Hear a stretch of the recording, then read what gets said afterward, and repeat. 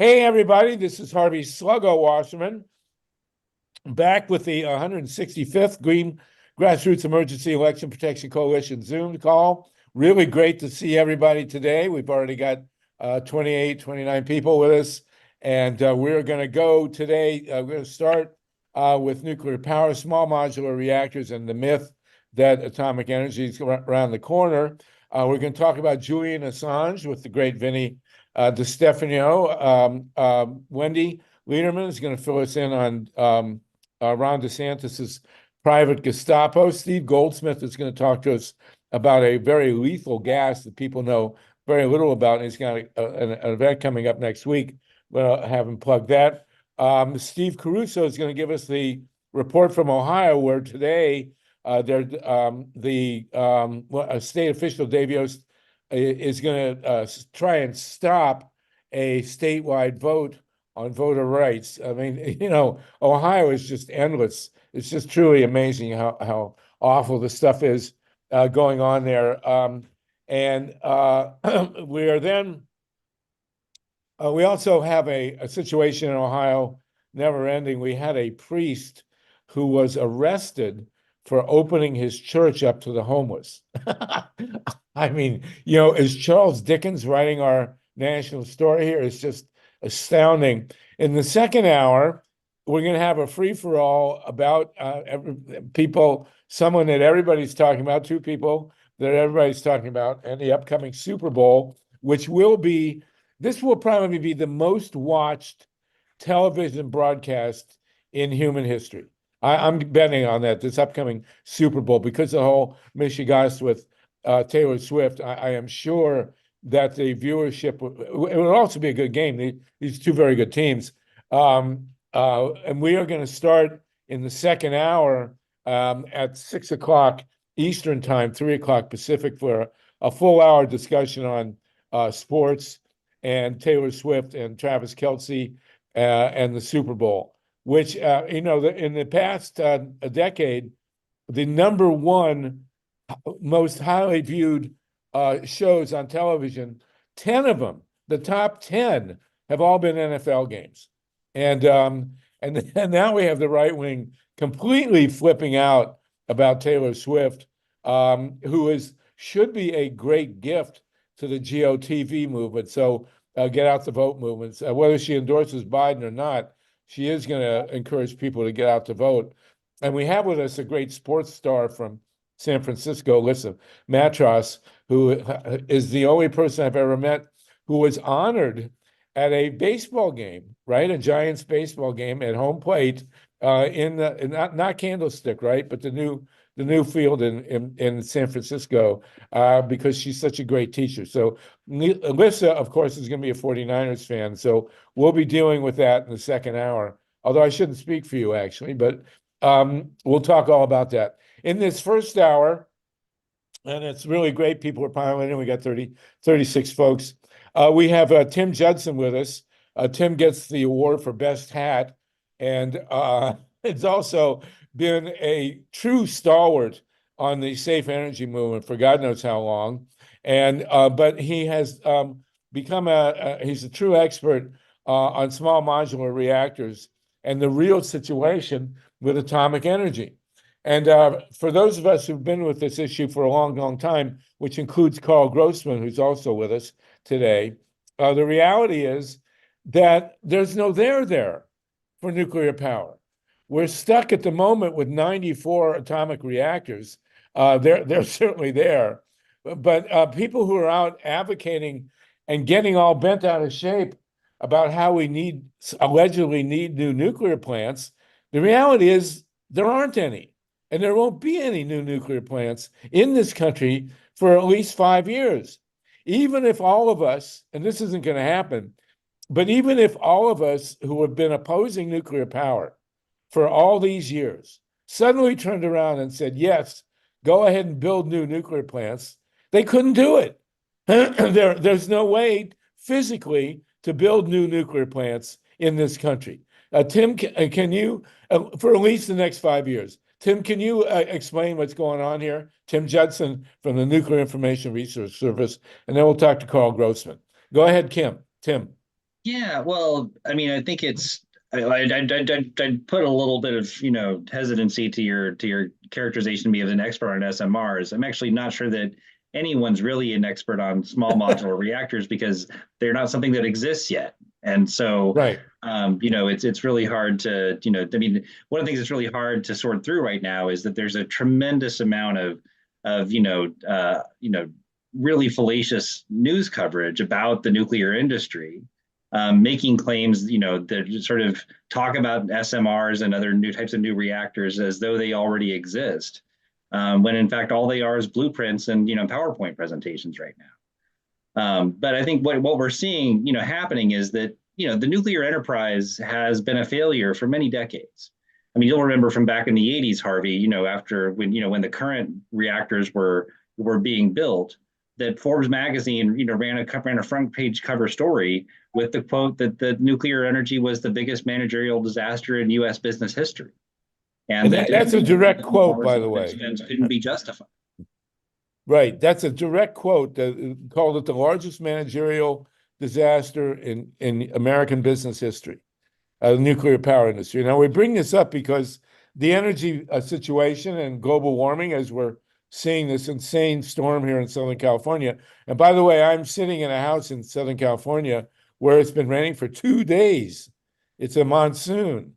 And we're praying this tree in our backyard doesn't fall over. But the LA Times ran a picture on the front page of a tree that fell on a house and a car a mile from where I am.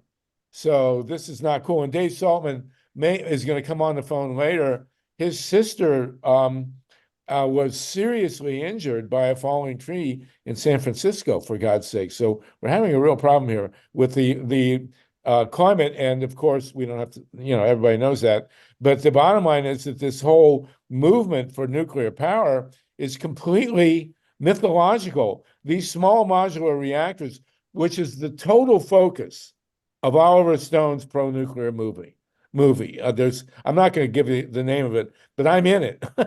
Every leftist's dream of being in an Oliver Stone movie, he fulfilled by putting me allegedly in a bad light. I think it's fine in his film, and we are reissuing our challenge to Oliver Stone. If any of you know Oliver Stone, we're issuing a challenge to have him come on the call and debate nuclear power. But the whole focus of his film is on these alleged small reactors, which Tim is telling us now. When is the first? When can we expect a small modular reactor, Tim? Oh, I mean, if they were doing odds on this in Las Vegas, I mean, it'd be impossible to place a bet because you'd lose your money. I mean, the current talk is that they're going to have the first of these, newly designed reactors, online in around 2030. There's two projects that are, getting each over $1 billion in subsidies from the Department of Energy, that, to build these, what they're calling demonstration projects, which are under contract to come online in 2030. That's, I mean, neither of these projects has their designs approved. They don't have licenses from the nuclear regulatory. They can't begin construction yet. And so, for first of a kind reactors to be here in 2024, have to apply for licenses and permits, and then begin construction and have it all done by 2030. The nuclear industry in the U.S. has never accomplished this, at least not since the 1960s, when there was effectively no actual safety regulation of nuclear energy. So Right. the expectations and the promises that are being made, there's really no actual credibility to them. Right. So the whole energy situation in the United States now boils down to this reality. There are 94 atomic reactors that are operating in this country. They average about 1,000 megawatts or thereabouts. The last one of them is coming online sometime. They keep getting kicked back in Georgia. The last four atomic reactors built in the United States have been complete catastrophes. Two of them in South Carolina have never been finished, and they won't be finished. $9 billion for two big holes in the ground at VC Summer in South Carolina. The other two coming in Georgia were originally supposed to cost $15 billion and be finished in 2015. They are now, one of them came online and the other is trying to come online and having all sorts of problems. And that cost is close to $40 billion. So they're $25 billion over budget in the two in South Carolina, in Georgia. And at this point in time, there are no other atomic reactors under construction in the United States of the old type. And then the new type, the small modular reactors, as Tim is saying, can't be built. We can't even get one under the best possible circumstances for them for 5 years until 2030. So here we are. We're in the midst of these horrible storms, and everybody's talking about we have to get rid of fossil fuels. Everybody, well, not everybody, everybody sane agrees that we have to stop burning fossil fuels. We've been told that nuclear power is the answer, but they can't build any. Is that right, Tim? Well, they can't build any right now because they don't have any permits or designs approved. So on that practical level, they can't build them yet. And what we see with nuclear energy, and you've just been talking about it with the most recent examples of Summer and Vogtle in the U.S., is that nuclear construction always runs over cost. They always run into major delays. And so the idea that they may have enough political support to begin construction on these new reactors that are now being subsidized, whether they ever complete them, whether they come in anywhere close to the cost or the time, the dates that are being promised is what's really uncertain. And so I think what you've got is an industry that is playing a huge game, a political game of hurry up and wait, right? Like we need nuclear, like the argument is we need nuclear power because the climate crisis is here, but we're going to need to wait 10 to 20 years for these reactors to get built and come online when we need to reduce emissions by 2030.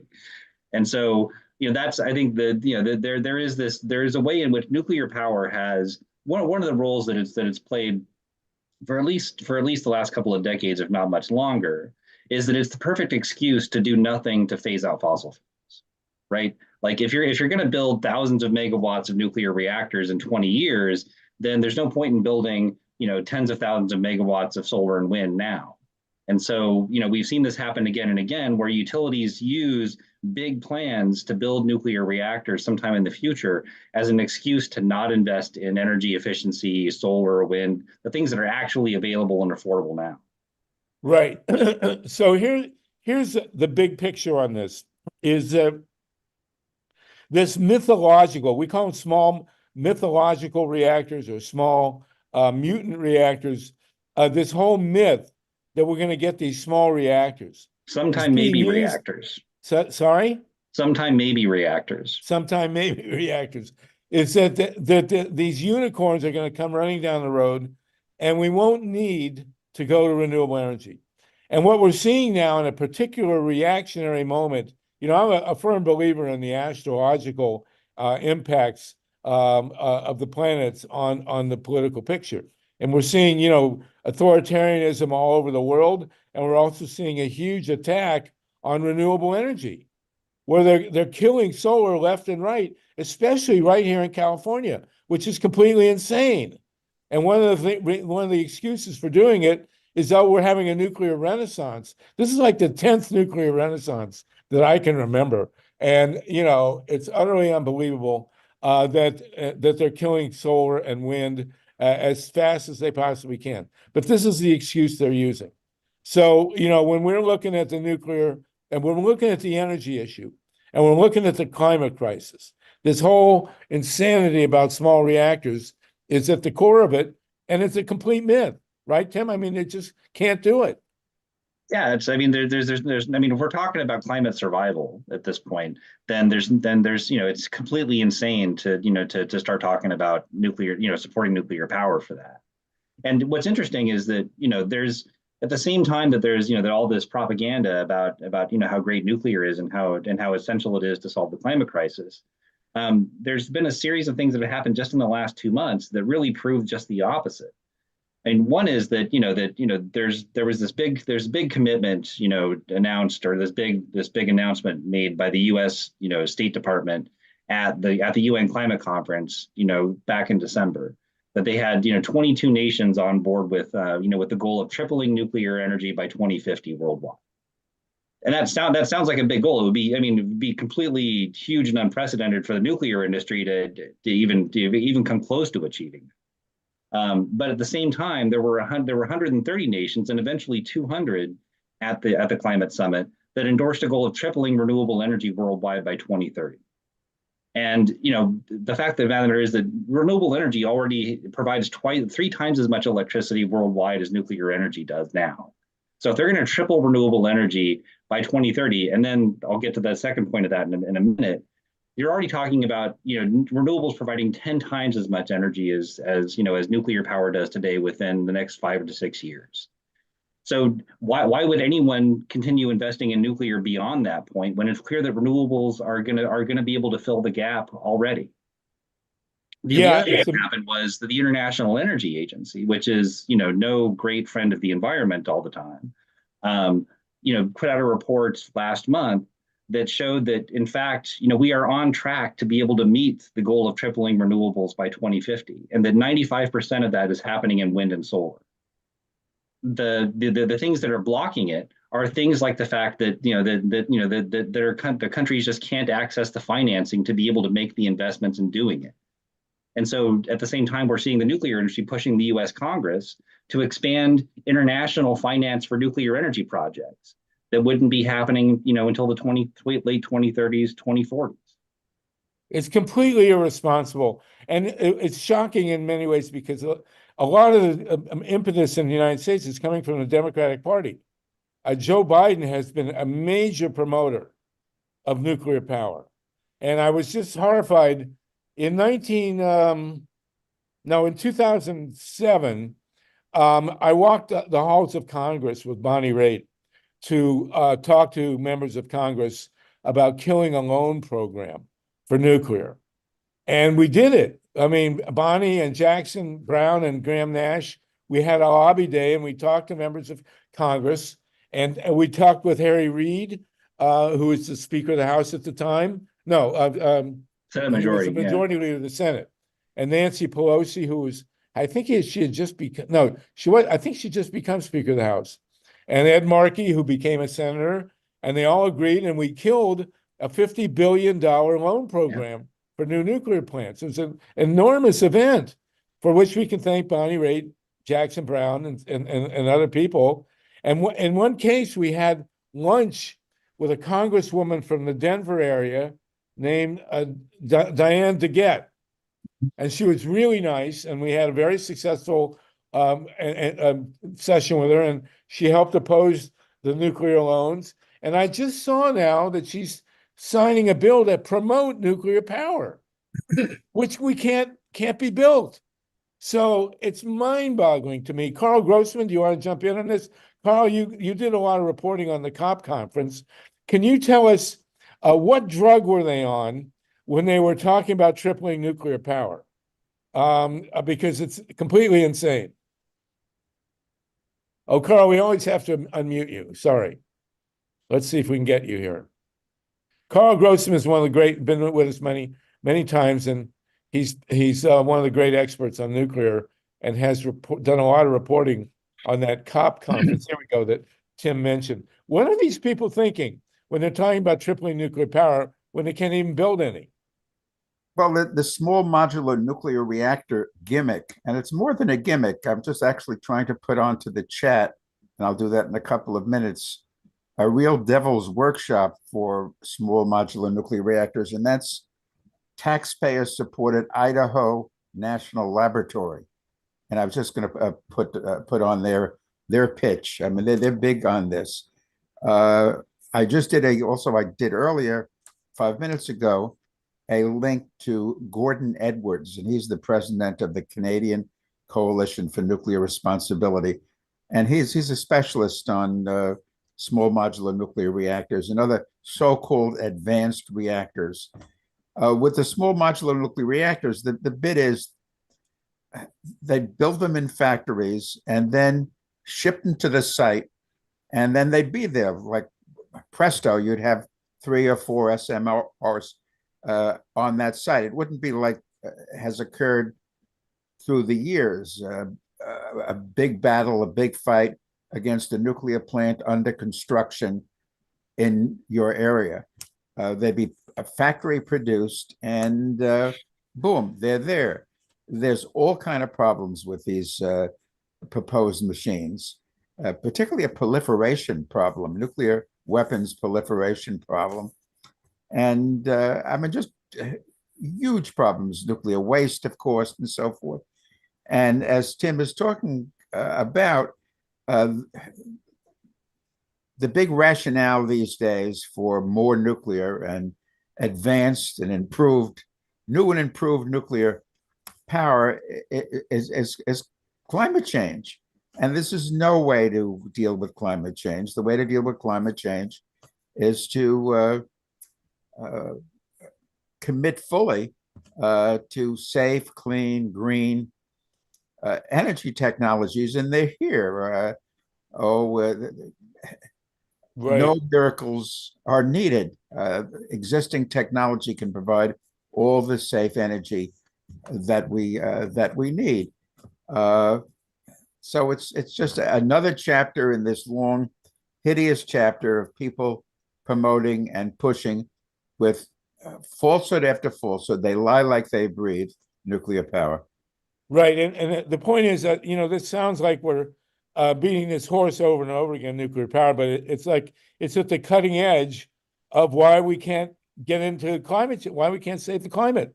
If we can go to 100% wind and solar, which we have available now and ready to go, we can solve this problem. And I don't have to worry about my tree falling on my house here in LA, where, came out here worrying about drought, and all of a sudden we're building Noah's Ark. I mean, it's ridiculous. David Hughes from Pittsburgh, haven't seen you for a long time, David. We have 50 people with us on the call. We're going to go from this to Julian Assange, and then in the second hour, we're going to be talking about, we're going to have basically a Taylor Swift sing-along. So we'll do that. But David Hughes, go ahead. Harvey, it's good seeing you too. Is that real behind you? I don't think so. Anyway, a bunch of us just got finished, quote unquote, with fighting Energy Harbor's extension of the Perry plant for 20 more years. This is the pro-nuke strategy right now, as Tim was sort of saying. I think they need more time to build these fake reactors, so they're extending the license. The NRC hasn't turned down one license, as far as I know, extension. So Perry is getting 20 years, and then Energy Harbor is going to sell it. And Perry is dumping tons of tritium into Lake Erie, radioactive tritium. People don't know it, and we can't get people northeastern Ohio to know anything about it because the goddamn media won't cover it. It's unbelievable. Oh, yeah. I got to warn you, we're not allowed to use 4-letter words, Dave. You haven't been on the call before. So that's not a bad one. Oh, you're including damn. I'm sorry. Oh, okay. Well, I think so. I'm not sure. But if you want to curse, everybody, we've issued this before. If you want to curse in Yiddish, it's perfectly fine. But otherwise, but yes, Perry on Ohio is the only reactor in the United States that's been hit twice by an earthquake and damaged. It was the first reactor in the United States to be damaged by an earthquake, and now it got hit again. And here they are extending the license 20 years, as they're doing at Diablo Canyon in California. And they're even trying, and Tim is well aware of this, to take a reactor that was shut at Palisades in Michigan and restart it. It's insane. It's like you got a car on blocks in your front yard with no engine, and you want to go out and get it back on the road. It's unbelievable. Amila Reeson, and then Steve Goldsmith, and then Tatanka. Wasn't there a reactor where there was an unexpected earthquake it wasn't very large, but it seemed to do some damage in some a reactor called Anna or North Anna. It's North North Anna Anna, reactors. Virginia. And Right. that was the earthquake that also damaged the Washington Monument. Right. But Right. yes, North Anna, Virginia was hit by an earthquake.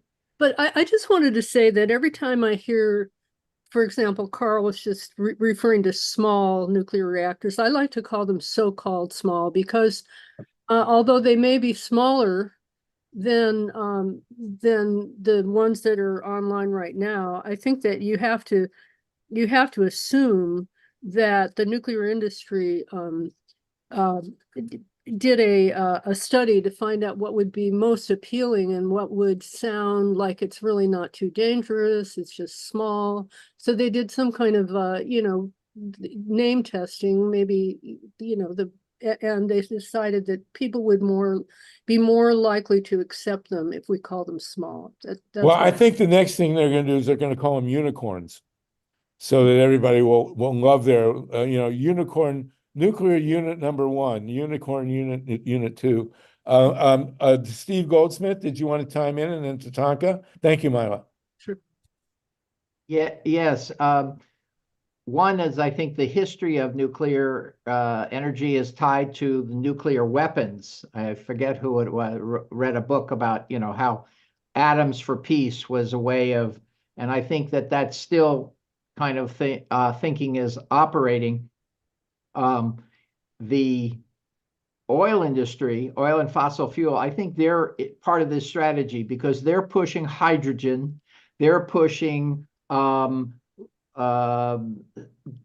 gas versus oil, they're pushing carbon capture. All these fantasy strategies all go to say, don't make true renewables work. And so I think this is part of their strategy. It doesn't matter whether it works or not. They cook it up to divert it. Because of the thing I'm going to talk about later, I get a newsletter from Oil and Gas Journal, and it's full of this kind of stuff. And then the last thing I think we have to talk about Obama, who got the Nobel Prize for wanting to do away with nuclear weapons, and he revamped the nuclear weapons and then also approved 2 power plants. So Well, yes, very deep. we mentioned the 2 reactors in Georgia, Vogtle. And Tim, do you want to tell the story of how that started, Tim Judson? Well, I'd hand it over to you for that, Harvey. Okay, because Obama, in such classic Obama slickness, he referred to his energy policy as all the above. And all the above included these 2 reactors in Georgia, where he got $8.3 billion in interest-free federal loans in 2007, I believe. No, 2008 or 9, I think. And they were supposed to be done in 2015 or 16. They were supposed to cost $15 billion.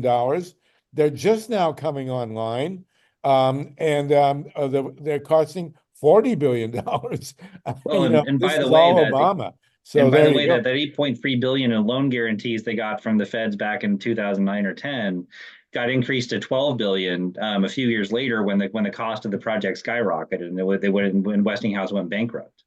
Right, and it was Trump who gave them the extra money. So Don't forget, Harvey, that Obama's right-hand man was Rahm Emanuel. Used to work for Constellation in Chicago. Rahm Emanuel was a piece of work, boy. Thanks for that, Tim and David. Tatanka, you live within what, 10 miles of Diablo Canyon? Right. Are you glowing in the dark yet? Not yet, fortunately. I wanted to ask any comment that Tim and Steve, Tim and Carl, and Steve, if he wants to chime in. We're looking at, perfect examples of corporate capture of government, of media, of political parties, of Oliver Stone, I suspect. And then also commenting about what was said about the original reason for nuclear power reactors existing is the creation of fissile material for nuclear weapons. So did anybody have any links on weaponry in space or other places where they actually need these things to continue? Tim? Well, there's a couple of things, and I'm really glad, Tatanka, that you raised the issue of essentially corporate capture of the politics and the regulations, because I think that's what really is going on here, is that the utility companies are blocking blocking the transition to renewables in every way they can, and again nuclear is a great excuse for them to do that. But as a for instance, what David was raising a couple minutes ago about the reason why they want to keep all of these old reactors running for as long as they can is because it keeps the industry alive until someday, maybe eventually in their dreams they can build new reactors to replace them. The nuclear industry through 2021 and 2022 with the big federal legislation that got passed. That legislation could turn out to be worth over $100 billion in various subsidies and incentives for the nuclear energy industry. It's an extraordinary amount of money that was put on the table for them. Whether they can actually take advantage of it, who knows? They didn't do very well with the last round. But the nuclear industry spent over 190 million. They reported spending over $190 million lobbying the federal government in 2021 and 2022. Now, the vast majority of that were actually the utility companies that run and operate nuclear power plants around the country. The utility industry itself spent over $200 million lobbying the federal government in those 2 years. There's overlap between the nuclear industry and the utility industry, but the utilities don't just run don't just invest heavily in politics at the federal level. They're investing even more money in politics and lobbying and everything else at the state and local level, because that's where their bread gets buttered by the state utility commissions.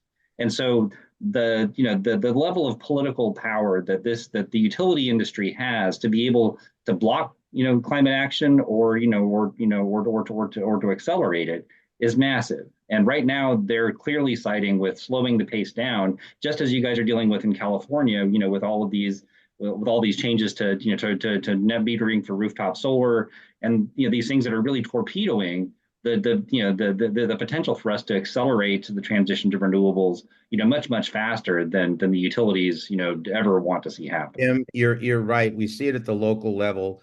Listening to the attorneys for Mothers for Peace, in touch with the NRC.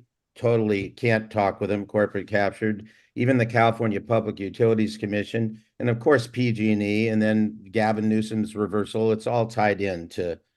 Well, to give you a scope, thank you, Tatanka. And to give you Carl, anything you want to say about it? What's that? I asked Carl if he wanted to comment. Well, let me jump in on California here. Anybody, and then we'll go back to Carl. Anybody who doubts that, we keep talking about nuclear power, and I'm sure some people roll their eyes, but the reality is that this is at the heart of the climate crisis. This is what's causing the problem. And because we have these 2 nuclear plants in California that there's a vested interest in keeping them operating, and apparently Gavin Newsom, who could, by the way, be president in 2025, don't write that off. They're keeping Diablo Canyon open. At the same time, the CPUC passed a single change to the rate structure in California and killed more than 80% of the rooftop solar industry in this state. We had 70,000 people working in rooftop solar, which generates more power than Diablo Canyon by far. And they have laid off more than 14,000 workers because of a single change in the state rate structure, and killed 80% of the rooftop solar industry in this state. It's catastrophic, and it's all because of nuclear power. What can I tell you? I want to just mention one other villain in this piece, which is the building trades, who have sided, who control the Democratic Party in many ways because they produce the troops, and have an actual contract with the Western States Petroleum Association to do their bidding in the state legislature. And I'm sure they have a similar contract with the nuclear people because they Right. want to build those and build the big grid projects, and they're have rammed this solar rooftop Anti-solar. restriction. I mean, who would have thought in this country that you could be against solar power? The only comment I want to make on that, Steve, is when the agreement was signed with Jerry Brown and Gavin signed on to it to close down Diablo Canyon, all the unions, including the IBEW and the building trades, were for that, along with the environment. They see the path there. We worked with them in California Green New Deal legislation.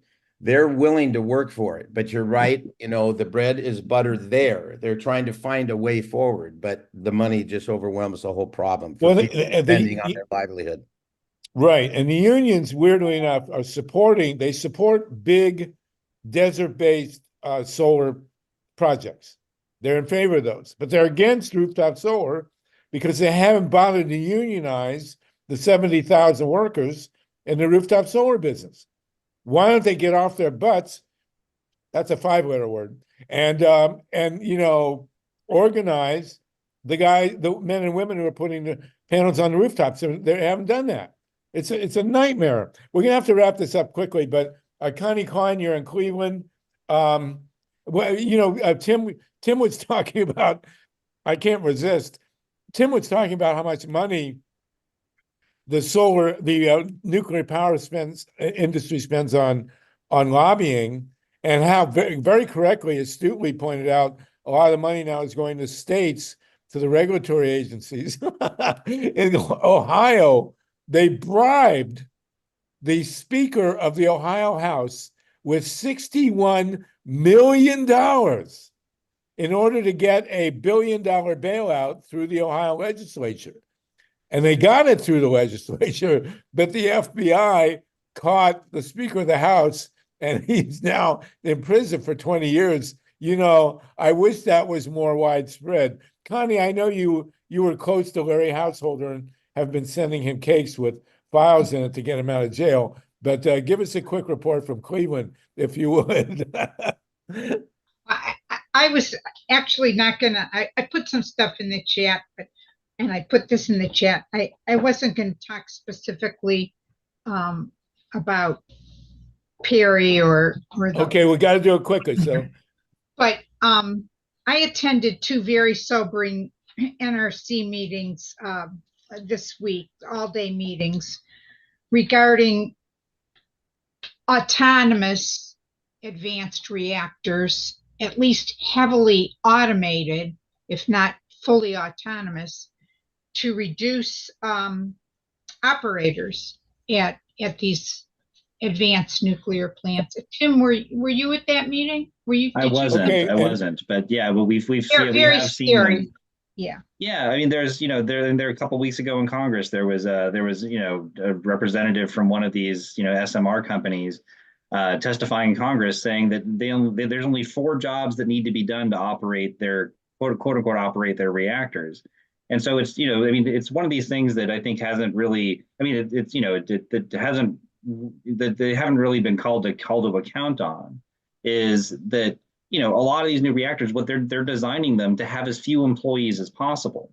So aside from you know, from temporary jobs in building them, you know, where are going to be the jobs in nuclear power if this is the direction the industry goes? So basically, we're getting self-driving SMR, small nuclear reactors, like self-driving Teslas that can't recognize stop signs and or children crossing the street. And then Connie, did you?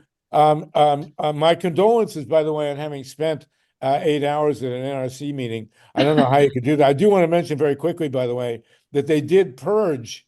There was one guy on the NRC, Jeff Barron, who was at least reasonably receptive to questions of public safety, and they just purged him from the commission. But go ahead, Connie, finish up. I want to give Steve a minute to mention his upcoming event, and then we're going to go to Julian Assange. Actually, that was all I wanted. Another cheery aspect to advanced nuclear reactors. That was really all I wanted to to Well, I say. can't imagine anybody spending 8 hours at an NRC meeting, and I hope you got therapy afterwards, or at least go down to the Rock and Roll Hall of Fame or something. Okay, so anyway, listen, folks, Tim Judson, always an honor to have you with us, and come back soon. Great And discussion, Carl Harvey. goes Thanks for through, having me. but you know, I've been I did in 1959. There, you know how there's foreshadowings in your life that you can never account for. In 1959, when I was bar mitzvahed, the Schachters across the street gave me a copy of Our Friend the Atom from Walt Disney. And I actually did a report on nuclear power in ninth grade. Who knew? And if you asked me from 1959 to 1973, I would have told you that nuclear power is the greatest thing since sliced bread. But then when they came into our town with the 2 reactors and we stopped them, I was already an expert on nuclear power because I had read Our Friend the Atom. So there you go.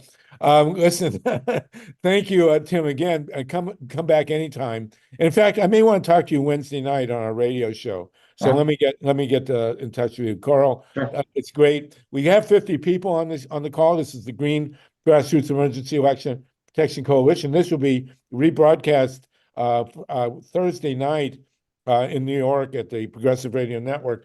We're going to go very quickly before we go to Julian Assange. Steve Goldsmith, you have an event coming up.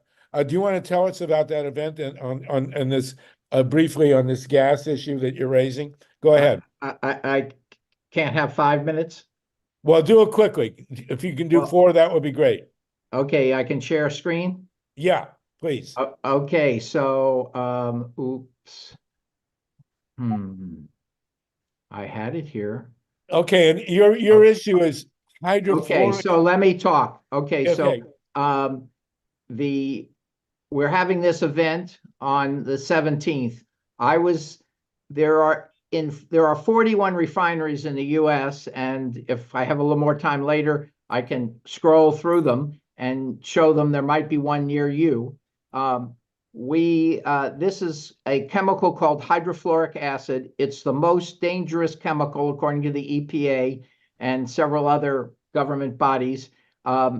It's used in large quantities in places that are vulnerable to accidents like explosions, which happened in Torrance in 2015. And there was it was a near miss, according to the Chemical Safety Board, of 50,000 pounds. It forms a cloud and moves from the community, similar to the Bhopal chemical, a different chemical. It killed 16,000 and injured over 100,000.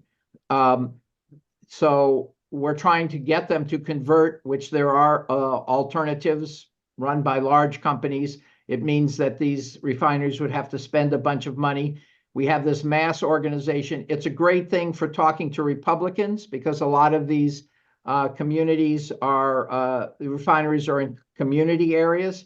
And it's a great thing to use against Republican Congress members who haven't done anything. Our Democratic Congress members, Lou, Barragan, and Maxine Waters, have all been very strong, have come to events, spoken out.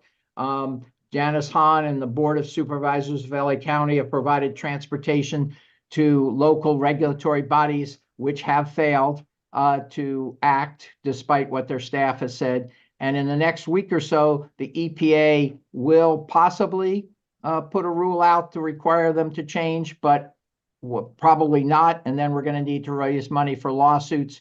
But if you go to TRAA.website, and up at the top, there are all kinds of little videos. And later I could play a very sweet little video done to the song by Leonard Cohen of Everybody Knows.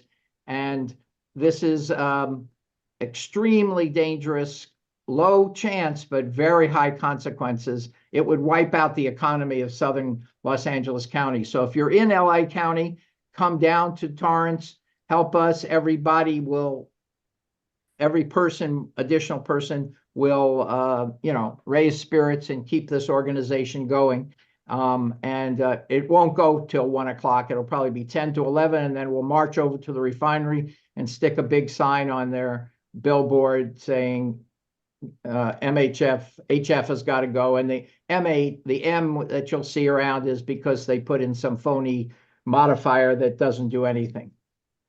Well, listen, Steve, you'll come on, get in touch with me afterwards and come on our radio show, California Solartopia, on Wednesday, and we can promote it again. Okay, so make sure I have your contacts, and I hope by next Saturday it stopped raining.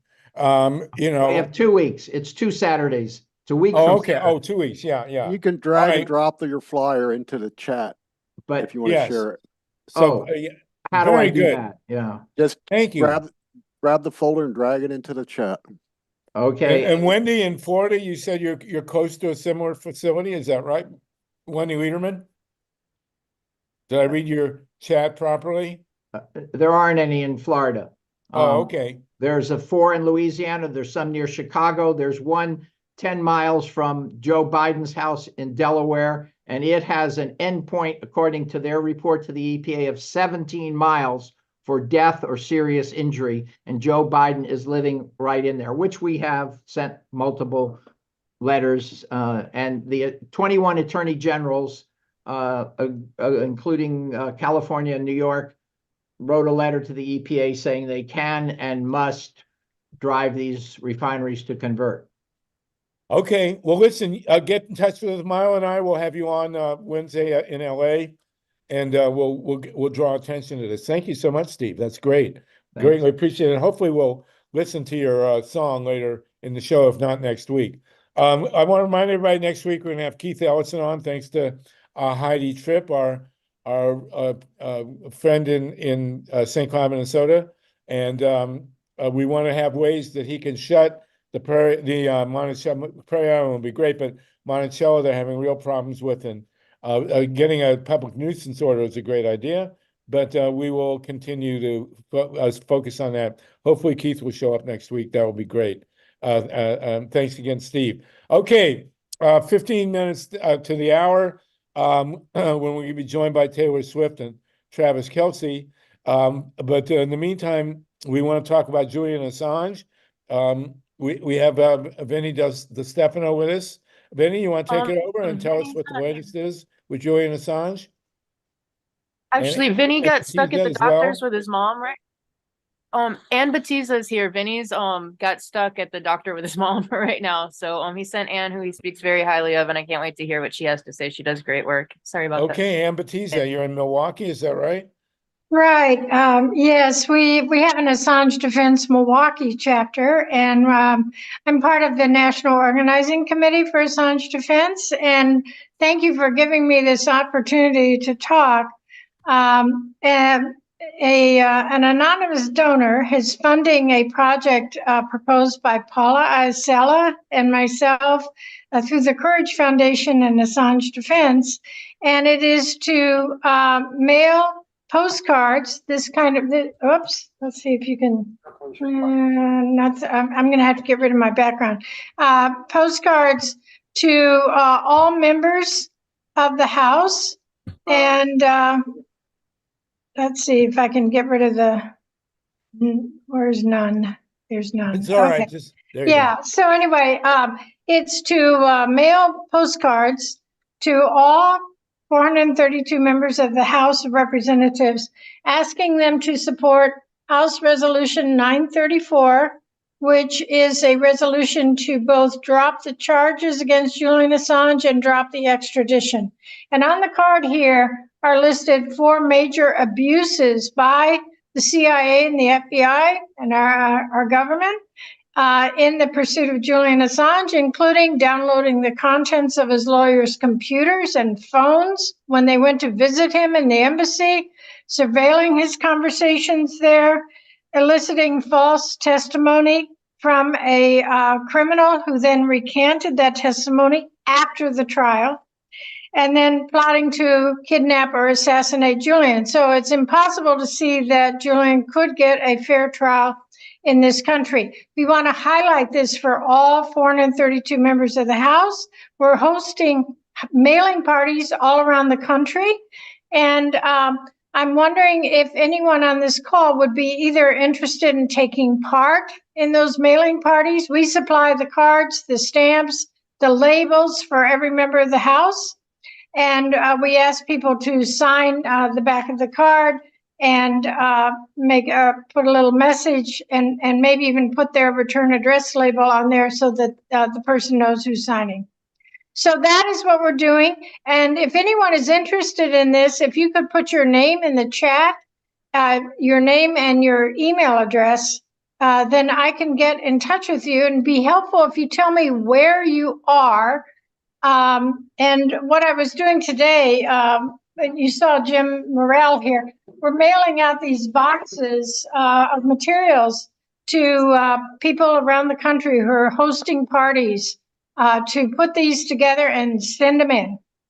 So that's my spiel. And by the way, a critical time is coming up. It's called Day X for Julian, February 20th. That is the day that the UK High Court will decide whether or not his final appeal can be heard. If it cannot be heard, they might immediately extradite him. If it can be heard, they'll probably play the waiting game they've done and postpone that hearing for quite a while. But thank you very much, Hari and Mike, for letting me speak about this today. And again, if anyone is interested in doing this, put your name in the chat. I'm going to have to run off to the post office to mail these boxes that we've been putting together. So I'm going to have to run off. I apologize, in about 10, 15 minutes. So if you think you might be interested, please do that. I cannot imagine that the Biden administration, given all that's going on in Gaza and the border and all the other stuff, I cannot imagine that they would want to bring Julian Assange into the United States at this point. Is that, am I off here? I mean, it would make no sense before the election to bring him into the country. Well, you know, they've done a stalling game. The major hearing was back in 2020, and he's been in Belmarsh prison only on remand for extradition to the United States, going through court procedure after court procedure that I mean, it's so Kafkaesque. Obviously I don't have time to go into that, but yes, they may just keep him there for another round of hearings. Vicky, did you have your hand up? I saw Vicky. Is there a Vicky with her hand up? I don't see. I don't know. Vicky Olvera, No, did you have your hand maybe up? clapping or something. Oh, okay. Okay. But yes, I mean, it's been ridiculous. He's not been able to sit with his lawyers. He was put in a glass cage in the initial hearings back in February of 2020. Then he was in a plastic cage with little slits, and he would have to kneel down and send Post-its to his lawyers in the back of the courtroom, and then they would do hand it off to the people so that his lawyers in the front of the courtroom could actually get his note. He could barely hear. He had a mini stroke during one of the trials.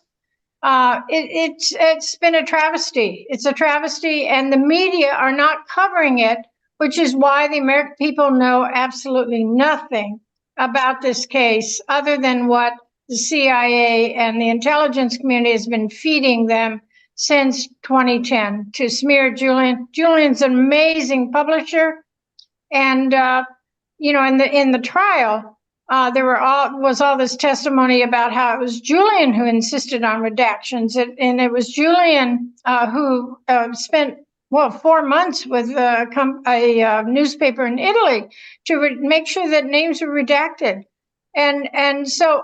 All of these things that people think they know about Julian, I hate to say it, but they're lies. Well, it's astounding. You'd think this guy, given the treatment or the mistreatment that he's endured, you'd think he was a mass murderer or something. But this guy has, all he did was publish stories. It's astounding. Okay, well, thank you so much for that. Mary Butler Stonewall, do you want to quickly ask a question? I want to slip in one more thing before we go to the football stuff. Mary, did you want to say something? Yeah, just real quick, I'm 100% on board with Julie's fight for freedom, and we can't be acting like we're astonished that media isn't covering it, because 90% of our media and news outlets and everything are all owned by the same people. even here in Spokane, a spokesman review, they tell me, no, we don't have investigative reporters anymore. We just report what we're told to report. That's what I've been told by the news agencies with television, as well as the local newspaper. And this is predominant throughout the United States, that all our local newspapers no longer do investigative reporting. They just report what they're told. And as long as that's going on, people like him will be put on trial. Anybody that steps out of the status quo. So any investigative reporter stands a chance of being in the same shoes he is. So if you know people that are investigative reporters, if they don't stand with him, they will eventually end up on the same chopping block as he's on. Thank you. Very well spoken, Mary. Thank you so much for that. It is terrifying. Anne? I just want to add one thing. One bright note is that 2 of the lawyers and 2 of the journalists who visited Julian in the Ecuadorian embassy, who are U.S. citizens whose rights were violated, her Fourth Amendment rights, are suing the CIA. And the judge in that case is allowing that hearing to continue. So they're in discovery now, which is wonderful. Where is the trial? Southern District of New York. John Cadle is the judge. I was actually there when he rejected the CIA's motion to dismiss, not in part, and enough so that the lawsuit can continue. So isn't that where Trump is being tried? If they cross paths with Donald Trump going into the courthouse? I don't know. Oh, okay. I don't know. I'm sorry. I'm not That's up on all that. right. I So, see. Can I ask Sandy Bolzenius? You say I sent my contact to you, but I don't see your contact. So I'll put my email in the chat. And if anyone, if I don't get to you, please get to me. And I'll put my email there in case you want to take part in this. Thank you. Thank you. Absolutely great. Essential stuff. Wendy, you've got a report on DeSantis's Gestapo, which I want to move, if you don't mind, to the second hour. And I hope you're going to be writing an article about it. That would be great. Oh, Vina Colley is raising a hand. Vina, did you want to say something from Southern Ohio? Vina, hold on here. Vina Colley has been active against the Portsmouth nuclear facility in Southern Ohio. Vina, there you are. Go ahead. Okay. I just want to say a couple of days ago, we got a newspaper article out about the plant, and they're ready to turn over this 80 acres to SODI, the community reuse group that's paid by DOE. And they're calling these 2 modular reactors, they're calling them powerhouses now. And so they're ready to go forward with the 2 modular reactors here at Piketon. And they want to send everyone's transuranics waste to Piketon for us to reprocess. And that's been the biggest secret here since the 50s. We've been reprocessing since 1953 or 54 when they started production. And so they have it in their mind. They want to clean up all these other sites, and they're going to send their plutonium that's got transuranics in it to Piketon for these small modular reactors. Wow. Thank you for that, Vina. The bad news from Ohio just keeps coming. Steve Caruso, we were going to talk briefly about what's happening today in Ohio, where the Dave Yost is going to intervene. Can you tell us what's happening with this voting rights bill? And maybe towards the end of the second hour with Wendy, if people get tired of football, we'll talk again about that. But what is happening today in Ohio on voting rights? Well, the Supreme Court in Ohio is supposed to get on Yost and make a decision about whether he can block the petition of a group. The head of the title of the petition is Ohio Voters' Bill of Rights. And similar things have been passed before in Ohio, and they can't understand why, he's calling it misleading and it's misrepresentative. So it's actually not a referendum, but it's a constitutional ballot adjustment, just like the abortion or pro rights bill was passed last fall. So Dave so Yost is the Attorney General of the state of Ohio. Is that correct? Yes. And he actually is talking about running for Senate against Sherrod Brown. No, And that you're he- talking about somebody else. That's, Oh, yeah. is that LaRose? I try to forget his name. I tell you, Yeah, the he's guy is a just, reprehensible guy. he's an So upstart, man. today, he is challenging the right of, hundreds of thousands of Ohioans who signed a petition to have a constitutional amendment on the ballot with a laundry list of everything we support on this call of protections for the right to vote in Ohio. And he has taken issue with the title of the bill. And this is Dave Yost. And has gone to the Supreme Court. Supreme Court has come to him.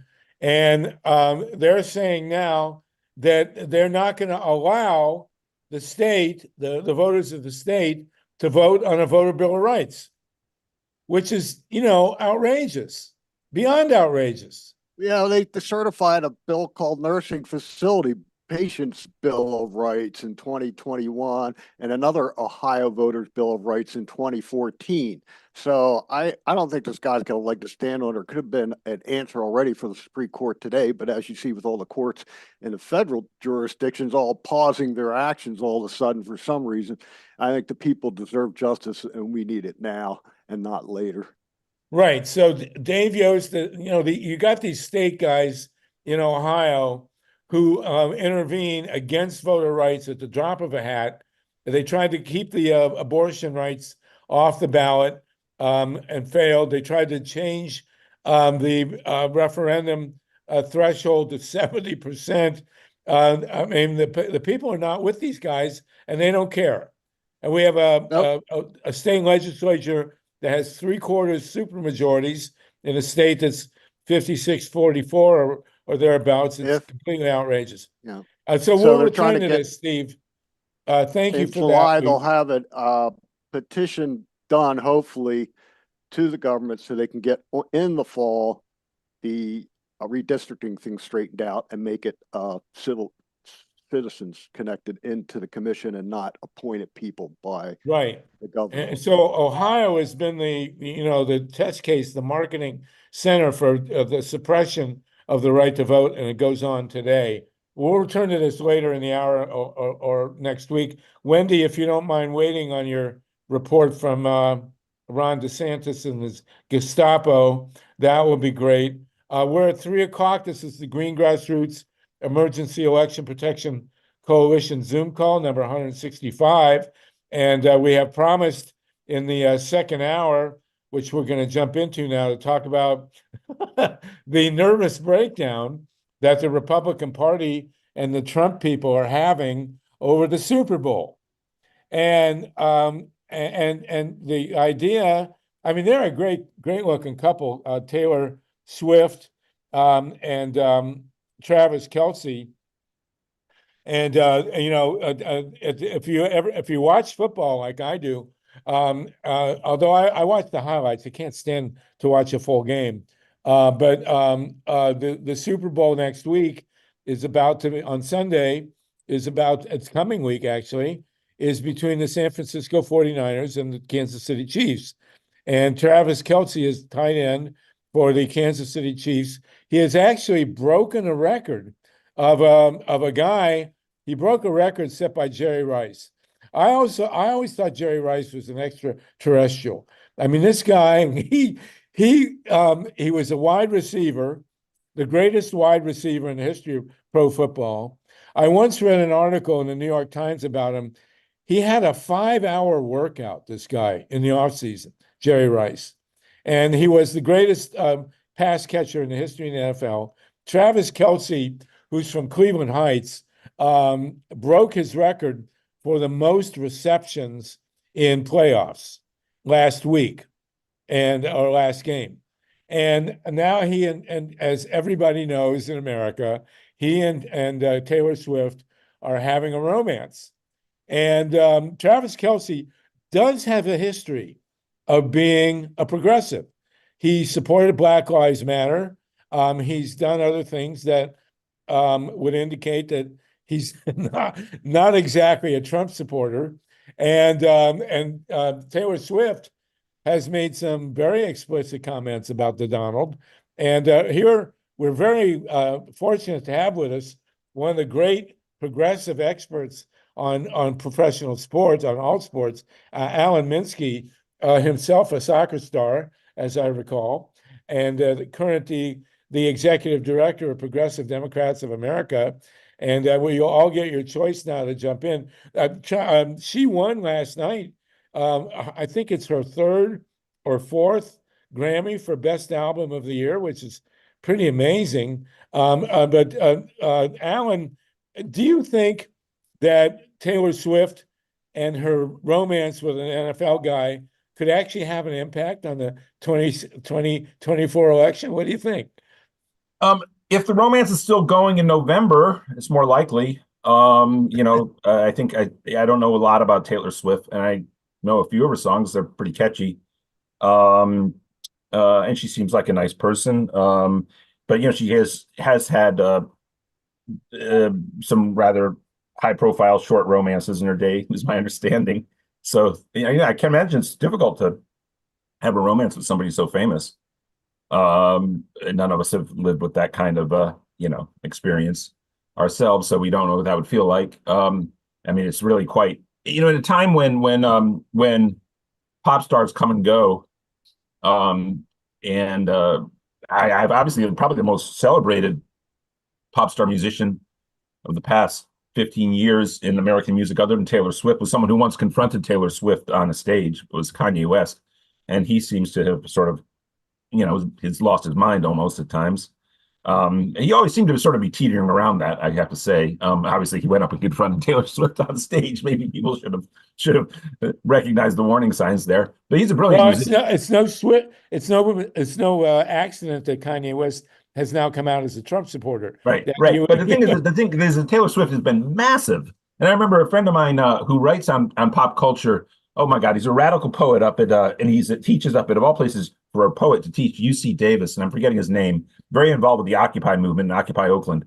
And he writes about pop culture, and he described Taylor Swift as becoming analogous to the Chinese economy. Like it was just going to keep on going forward and going forward and going forward. So huge, so massive, so many sales, and now proving to have a great degree of longevity. Of course, she shifted from being what was primarily a sort of country and country pop star into being, a mainstream pop star. She's incorporated what started out as acoustic-based music to having a lot of, rhythm and electronics and beats to it. That's a while ago that happened. So she's a huge, huge, huge star, seemingly the largest star in America, and I think the world, though I think there's some K-pop bands that are massive. Yes, she's from Pennsylvania, and I think she's from the part of Pennsylvania that brought to us burning carbon for energy. So that contributed that great human innovation up in Northeast Pennsylvania. Sports in general, though, and politics. I have written on this now for, at least 15 years. And I wrote 4 books on sports, sorry. 2 books on baseball, 2 on basketball when I was much younger, when I was out of college. I had a friend who worked in the publishing industry. I went to a school where a lot of people went into the publishing industry. And a very close friend of mine, Nathaniel, I was down in Lower Manhattan. We were talking about sports because we were big sports fans. And he lured me in by asking if I'd be interested in writing a biography geared towards sort of middle school, so between elementary school and high school age kids, about Michael Jordan. I'm like, would I get to meet Michael Jordan? He goes, well, maybe. I said, sure. As it turned out, that book never happened, but we sort of stayed in dialogue. He offered me to write a book on NASCAR, and I said, no, I can't do that. I don't know anything about NASCAR, really. And for what it's worth, I really didn't want to go research NASCAR culture. It seemed like a difficult thing to get immersed in for me. And I'm not really a car kind of guy anyway. And then the next book that came up was a history of home run hitting, which was actually something I proposed, and then they approved. And this was before Roger Maris still held the home run record. It was before the baseball strike. And I wrote the book. It did really well. And then as it turned out, home runs became to dominate baseball in the 90s. So I sort of wrote a book that actually got some residuals, went to some extra editions, was updated. Then I was asked to write a book on the 20 greatest players in NBA history. again, these kind of things that you go into a Barnes and Noble and there'd be these racks into the front, and they were called discount books. They discounted them $1 and acted like it was a sale. And actually, oddly enough, Barnes and Noble bought out the publisher I was working for, which actually was an American-Australian group. But And so I had 4 books, and then I wrote a book on the history of the NCAA basketball tournament. Actually proved to be the best seller because they'd sell it in college bookstores, especially the teams that had done best. I went year by year. And by that time, especially with the NBA book and then that book, I was writing social history. I was effectively. well, if you had written about NASCAR, Mhm. you could have written about bootlegging. Could have, but NASCAR was rooted in bootlegging. So now we have a situation, Alan Minsky, where the top 10 viewed TV shows, or whatever you want to call them, in the last 10 years have all been NFL football games. Well, my sports writing career, I did decide to try to take it in a direction where I could take it seriously. The 4th book I wrote was on what's still referred to as Negro League Baseball. And that was interesting because the first 3 books, including the NCAA tournament, I had to do more research on that one. But I mean, NCAA history and the relationship of race and class is so immersed in that history. And then the NBA players too, again, the civil rights struggle, Bill Russell, Kareem Abdul-Jabbar. 4th book on Negro League history, what I discovered, Harvey, is that I had to do so little research on those first 3 books, I could almost write them in my sleep. I, of course, knew nothing about the detailed history of the Negro Leagues. It took a ton of research, at which point my hourly wage went way down, right? I was doing tons of research, writing not that much. After that 4th book, which actually I was very dissatisfied with, I needed much more time to write it. They put it out against my will, and so I put it out under a pseudonym because I hadn't finished the research and I wanted more time. And then after that, the only thing I ever proposed, and my agent had me propose, was a history of 20th century spectacle sports. And it's a very interesting development. If you look at, obviously it comes of age, spectacle sports, with industrial capitalism. So it parallels the rise of industrial capitalism. Before that, you have nothing like it in the world. You have sports that are played, for instance, tennis was started in the French court, supposedly. I mean, maybe it was started by French people and absorbed by the royal court. Which goes back to, I think, about 1700, maybe 1680s. You have horse racing, you have fighting that people would watch. And then, of course, around the world, you had various indigenous cultures, as it were. Of course, the Amazon, not the Amazons, the Mayans and the Aztecs in Mexico City are famous for their big spaces that in the Mayan archaeologists culture, believe were games were played at. You have the Romans. But in the Aztec culture, the losing team was put to death. Well, that's something that I always really worry about. No, we're saying no. That's not. Well, true. I just think it ties in. It could tie in with so much Eurocentric dehumanization about indigenous people. I'm very hesitant to echo that. Okay. But obviously, you go back to the Romans, and then you go back to the Greeks, right? But it had fallen off until industrial culture had developed in Western culture, and obviously with European colonialism. And then 2 things happen. One is the spread of soccer around the world by the English gentleman class, and rugby existed at places like Eton before soccer. And one day they started kicking the ball, and that's the genesis of soccer. And then there come the Cambridge rules, which are the groundwork for the rules that we have. In the United States, the sport that spread was baseball. And baseball spread with the Civil War. It was being played regionally, and it's an incredible summer sport, like cricket. You can't really play these sports if you're going to play them in the winter. Think about it. Your body has to be warmed up by the heat to do these herky-jerky sudden motions. You're just going to rip your muscles. So in deep humidity, like exists in the Ohio River Valley, baseball is perfect. Your body is warmed up by the summer and by the summer humidity. And baseball spread during the Civil War, and then it gets professionalized in the late 1860s, early 1870s, with the Cincinnati Reds being the first professional team. And then 1876, the National League. English soccer, where you have, again, teams in cities that otherwise wouldn't have been able to travel to compete, can only travel to compete with the railroads, starts up a few years later. So those are the first 2 examples of these leagues developing, and the development of spectacle sports as a mass spectacle. And of course, it goes to another level globally with the rise of television following World War II. And yeah, it is, but by the end of the 1970s, it is entrenched as one of the top spectacle sports, not playing sports, as one of the top leisure activities, particularly for grown men and younger men around the world. And it has remained that way since. Now, It has been impeded a little bit by video game culture, especially with younger men. But of course, it has spread to be more popular with women than it was back coming out of the 60s and 70s. And it's absolutely massive. And there's nothing like it in our society, in particular, because with the digital age, right? And television has struggled. TV has struggled because there's nothing that you can't record and just watch later. I mean, maybe a friend will betray the plot when you're trying to binge your new season of Game of Thrones, and that's going to bum you out if they betray the plot. But sports, you're going to have that plot betrayed just by picking this up. Well, like an hour after the game. So you got to watch it live, and it's the cash cow of TV around the world. It's the only legitimate cash cow. Maybe weather crises locally and maybe politics to a degree, but why politics and weather crises can't be picked up by this, independent of TV? And so you have all this infrastructural investment in sports that is compounded by the fact that it is live and in the present moment like nothing else. And then consequently, and this goes to sociology, one of the few places, and this is all the last decade with the rise of this, right?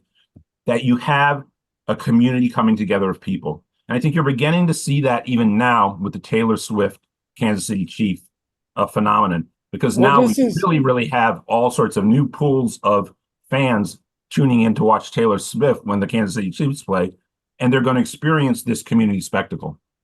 It's when your history is invaluable here, because if you put it in perspective, right. It's always been sports has always been considered pretty right wing. Certainly football. You did have Jackie Robinson, and who had an enormous impact on the world. Oh, yeah. And of course then the NBA, which is totally black dominated, and you have no more blacks in baseball now. Ironically, in professional sports, there are virtually no black players. But the NBA, of course, is diversified with the influx of international players, as basketball has become the prominent international sport for winter months and inside. And we had the big battles over the team names. We've actually won. I wrote pieces and campaigned against the Cleveland Indians and Chief Wahoo, and they're gone. And the Redskins, dare I say it, in Washington, we won that. It took a long time, but we won it. But this coming Sunday, the idea that you're going to have a pop star who is unprecedented in the world, in the skybox, who's made clear that she can't stand Donald Trump, and Trump is stupid enough to have attacked her. Yeah. I mean, what an incredibly stupid thing to do. And the only analogy we've had in recent times was very amusing. Tom Brady and Bill Belichick from the Patriots, who are winning Super Bowls left and right. They were clearly allied with Donald Trump. They liked Trump, as did the owner of the Patriots, Kraft, right? To defend Belichick a little bit, Belichick used to actually be a Democratic Party fundraiser before Trump came around along. Yeah. So for some reason, they like Trump. But this was so fun because there, in the history of NFL, to my knowledge, there's only been one NFL wife who made more money than her husband. And that was Gisele Bündchen, the supermodel who was married to Tom Brady, the Patriot quarterback. And when it was very clear when Brady came out and was palling around with Trump, she put her foot down because she hates Trump. Right. She also hated all of a sudden, Tom Brady, the winningest quarterback in NFL history, is getting beaten up by his wife. Well, we can look. You have to. Tom Brady obviously later in his career became a big force within his team, and then later with the Bucs. But you have to expect that he was willing to be browbeaten if he was Bill Belichick's quarterback for however many years. So would have been a familiar experience for him, I think. So here we have this event that's going to happen on Sunday, where Taylor Swift's politics are very clear. Travis Kelce, they're just decent people, yeah. Travis Kelce is the best tight end in NFL history, clearly, and they're both progressives, or identified as progressives, or being attacked by Trump. No, I don't think that's true. I don't think that's true of the Kelce brothers necessarily. And don't forget that you now have thrown in last year's Super Bowl before Taylor Swift was on the scene. You had the Kelsey brothers face off in the Super Bowl because the starting star center, a position that almost gets no attention generally in football, was Travis Kelsey's brother, Jason Kelsey, and he's now become something of a media superstar. And at the last, his team was eliminated earlier in the playoffs, and by the next round, he was in the same box with Taylor Swift, rooting for Travis Kelsey, his brother, the more famous tight end, who again has won 2 Super Bowls already with the Chiefs. And Jason, the Eagles team, has won a Super Bowl when he was there a few years ago over the Patriots, but not since they played the Chiefs. Since the Chiefs won, not in the past 5 years. And so there wasn't much connection made when he won over the Patriots because Travis, his brother, wasn't yet as big a superstar. But it was made a huge deal last year because they were facing off against each other. And now he shows up in the booth. He's naked from the waist up the whole time. He's just drinking beers right and left, and he is just having the grandest time rooting for his brother. And a lot of the images went viral. So the whole spectacle. So now there's added reason to show the booth with Taylor Swift in it. So that sort of compounds how much attention it's going to get. It'll be interesting to see because I'm sure the MAGA people will pressure whoever's broadcasting, I think CBS this time, to not show that booth, as if it were a partisan political. Oh, but they're not. There's no way. Yeah, there's no way. And this, even the NFL wants. It's such an incredible, they sure do want it. Yeah. It's an incredible windfall for the NFL. But I love the speculation. They're talking that Travis and Taylor are going to get engaged at halftime. There's no way he's coming out of the locker room at halftime. How stupid can you engaged be? And having maybe Joe Biden be there handing the ring off one to the other. I mean, come on. Let's go to Sandy Bozenia. Sandy, go ahead. You want to jump in on this? Oh, by Sandy, I saw your email yesterday. I got to respond to you. Everything you're doing is so perfect, but I've been so busy. If people don't know, I emceed an event with Corey Bush and Jamal Bowman on Saturday, and then went scrambled off of our national town hall yesterday, which is really good to go and to be with Barbara Lee. So I've been mega busy, but I will go through that email and Sandy, what go ahead. proposing is great. Somebody put in the chat. I think Steve, last year 115.1 million people watched the Super Bowl. I'll bet you it's 130 this year. Yeah, it gets a lot of global watchers too, though the people don't follow the sport except watching the Super Bowl as this great big American spectacle with the halftime show and such. But Sandy, what's on your mind? Yeah, it's good to be on a phone call with both or Zoom with both Harvey and Alan. I love it. Love you both. But at any rate, as far as Taylor Swift, in September, and I know September 28th was when I wrote her a letter, and I said, I can't name a single one of your songs because I really don't follow music. But I heard that I wrote her a letter because I think she's fantastic. She put out this Instagram and she got saying people, hey, sign up to vote. She didn't say who to vote, what party, anything. She just said vote. 35,000 people within a few days signed up to vote. So that's the kind of power she has. I don't like how there's Republican. I don't like anything these people are doing, but I don't like how they're putting her spot. And in some ways, I'd like Taylor Swift to come out and say, I wasn't going to endorse Biden, but you guys put me on the spot. Okay. But I'm also concerned about the Genocide Joe aspect. So I'm not sure I want her to do that either. But anyway, I just want to mention 35,000 voters. And so she's pretty strong. Yeah. Amazing. I want to throw out 2 more things before we get too deep into this. And unfortunately, folks, I do have to go in about 10 to 12 minutes because I got a very bad weather here in LA. I have to go pick up my daughter. Maybe a few minutes past that. But on sports and spectacle, and Harvey and I are talking about doing a longer project. And thank you for that, Sandy.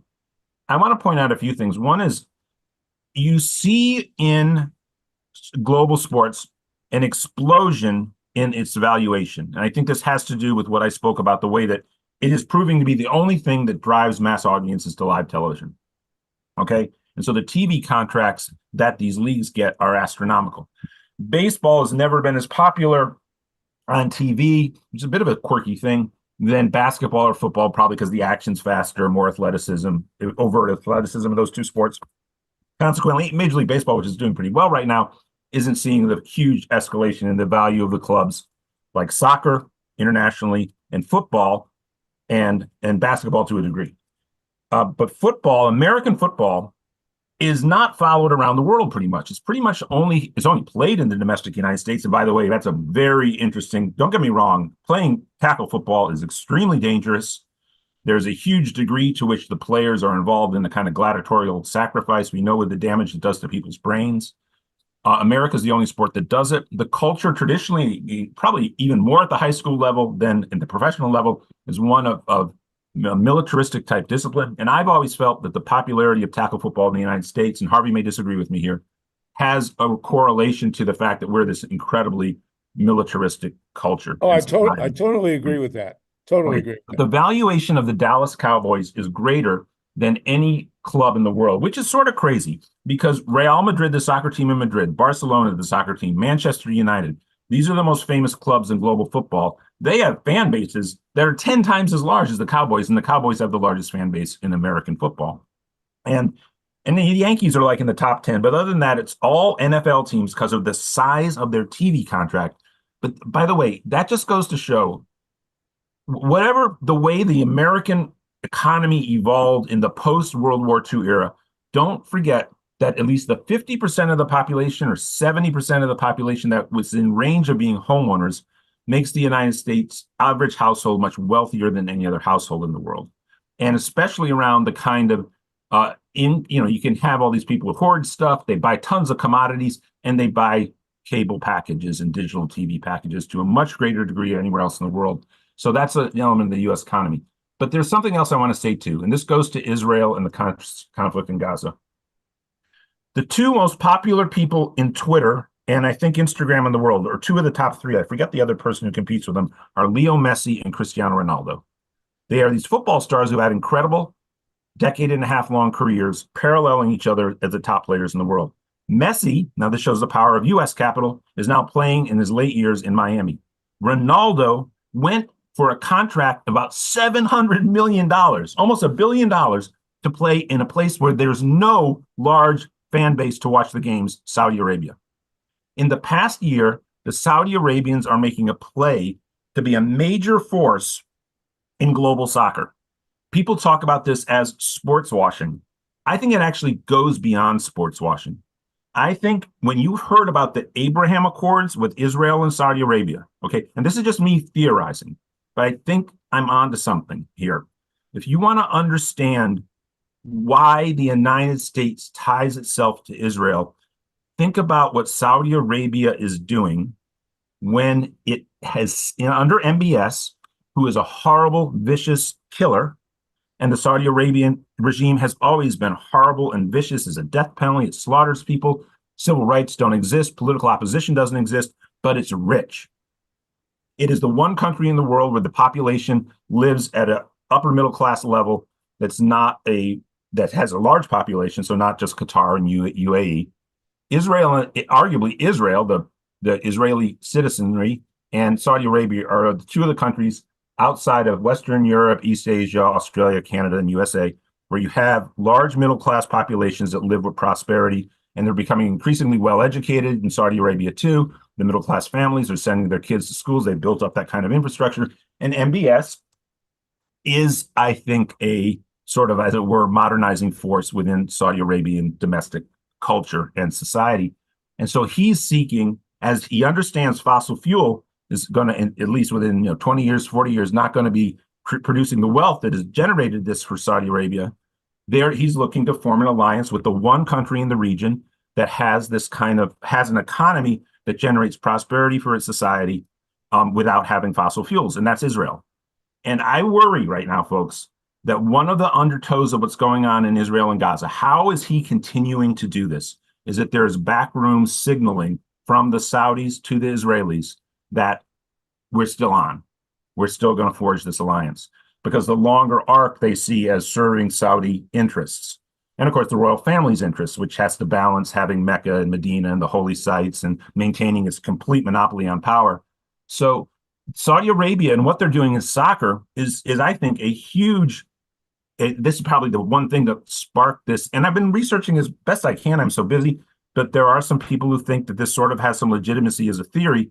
And the Saudis are sort of painted into a corner, but apparently they're sending back signals to Israel still that they're on board still, that they're hesitant to condemned their actions at the level that you would have expected them to.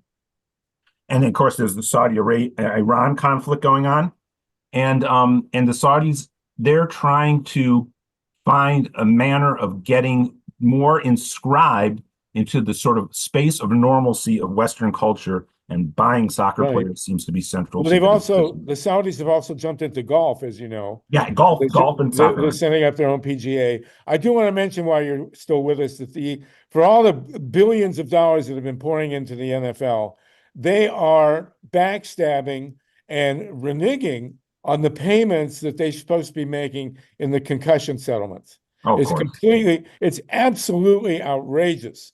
And anybody who wants to take issue with professional sports needs to see the movie Concussion with Will. Oh, yes. Well, but the documentary too, the Frontline documentary on the Nigerian doctor are incredible. And by it's the way, incredible. soccer and heading the ball, I think you're going to have a few of the people who've taken a lot of head balls at velocity are going to end up with. They should be wearing helmets. Soccer players, if they're going to head the ball, they should be wearing helmets of some kind, leather or whatever. Yeah. But Alan, that was really interesting. I hadn't thought of that. I will say, by the way, that the New York Times today, a big signal, has a piece on how people inside Israel are trying to get rid of Netanyahu.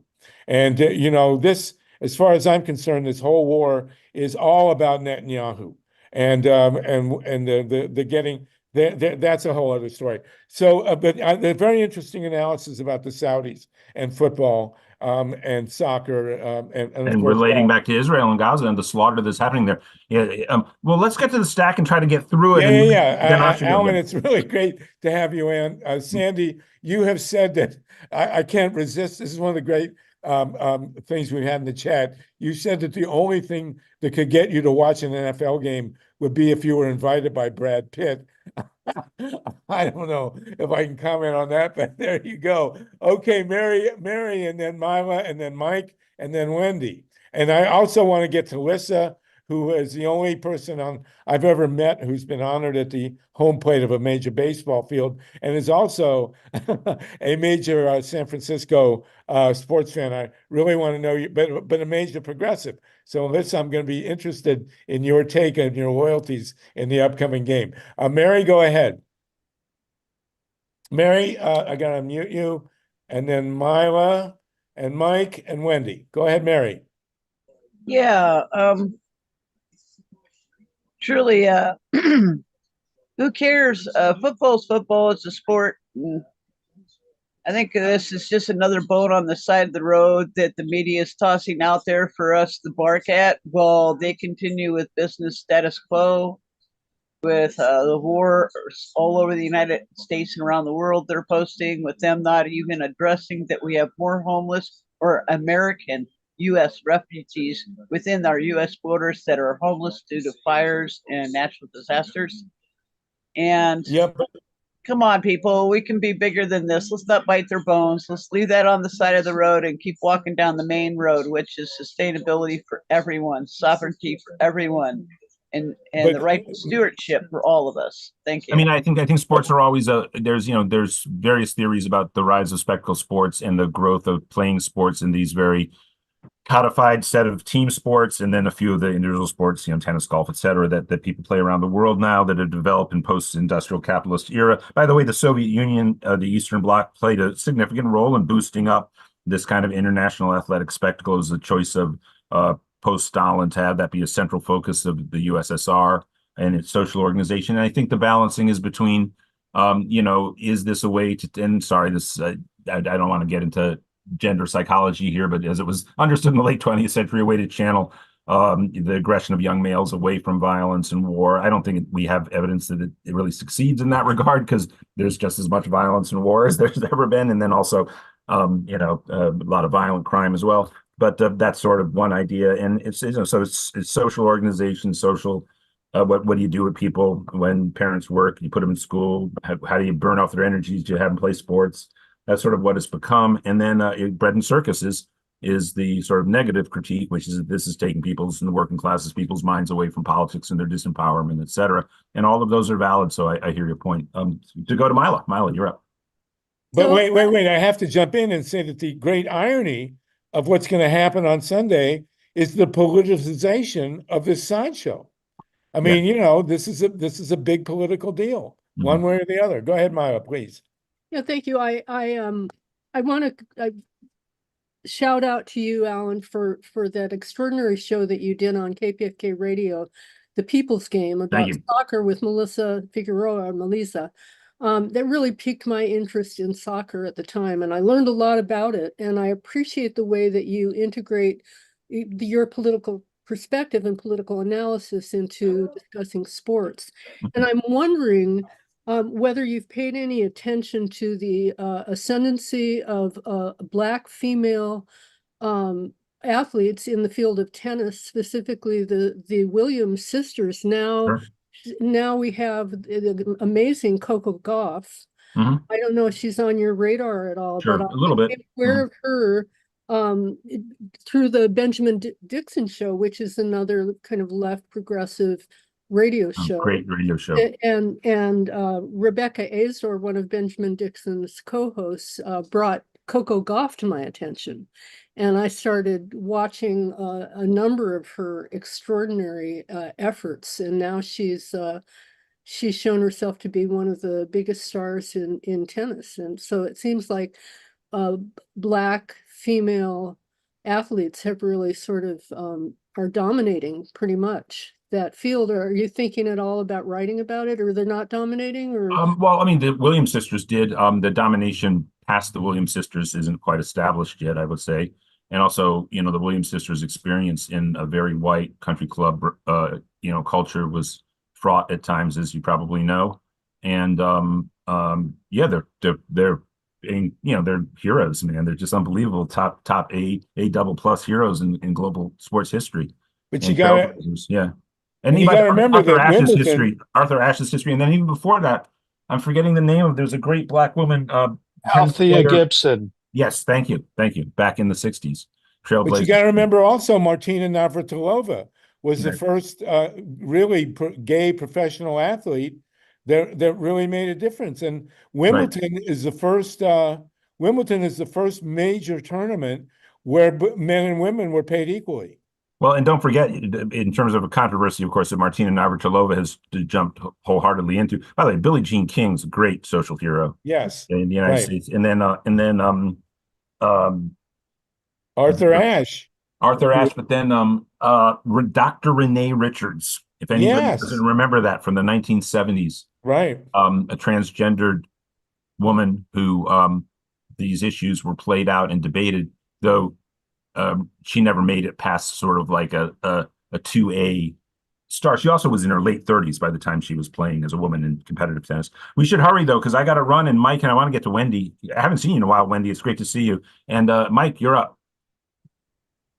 Yeah, thanks, Alan. And I just want to mention, as I told Sluggo earlier today, if Karl Marx were writing today, he might say sports are the opiate of the masses. Oh, yeah. In Italy, if people don't know, soccer in Italy, even more than the other leagues to this day, the games are played on Sunday afternoon early. And they always used to play on Sunday. It absolutely bit into the church attendance starting at the mid-century. Go ahead, Mike. Yeah, thank you. And I also want to talk about how the NFL and sports in general are driven to strange decisions in quest of profit. Rush Limbaugh was hired to do commentary on Monday Night Football, and he couldn't keep himself from making racist comments and trying to politicize things. I remember he said Donovan McNabb was only playing quarterback because people wanted a Black person to be quarterback, and he was S-canned pretty quickly after that. But the idea that he was hired in the first place after, you know, it was just because they were chasing an audience. So don't discount the idea that Taylor Swift might be proposed to on live national TV. I don't think Biden will be officiating over the wedding. However, don't take anything off the deck. Well, it won't be at halftime because Taylor will, you know, Kelsey will be in getting plays. And please, by the way, I keep interrupting because I got so much to say on this subject, as you guys all can tell. But and I do have to go. I want to say this. I haven't spoken at the Super Bowl. Generally, I am a fan of the Miami Dolphins from the early 1970s. in that they were the only team ever to have a perfect season. And then they were back-to-back champions, and they came as close as anybody to getting to a third championship. And they actually were in 3 consecutive Super Bowls, having lost the one before they got the two that they won. I'm nostalgic for that for the simple reason of pure psychological nostalgia. The first football team I can remember as a child playing, and I just love their little aqua helmets and the dolphin going through a hoop of fire and all. So, but there's nothing more than that. But they played the running game, and I like that. You know, it's just grinded out. Just there's nothing sentimental about them. It's sentimental. There's nothing spectacular about their football, and the way the game's become more spectacular with the running game. I'd like that big dose of Vince Lombardi-esque reality of the 72 Dolphins grinding out and defeating these teams, because they're always brought up as the greatest team ever because the only team to go undefeated. The Chiefs will run the risk, if they win next year, of becoming a three-peat and the first ever three-peat. Having been a sports historian, I have a hard time rooting against, and I sort of this meritocratic pull for me. Unless I have a real partisan connection for a team, I do find myself rooting for the people I think are actually better, that they deserve the championship more, the accolades more. And at this hour, I think the Chiefs, Mahomes and Reed and Kelsey, but really Mahomes and Reed deserve the title more, and they deserve now to be among the greatest teams ever, and they would win their second straight. That will make me nervous all year next year that my beloved Dolphins will be overcome finally with the first time ever three-peat.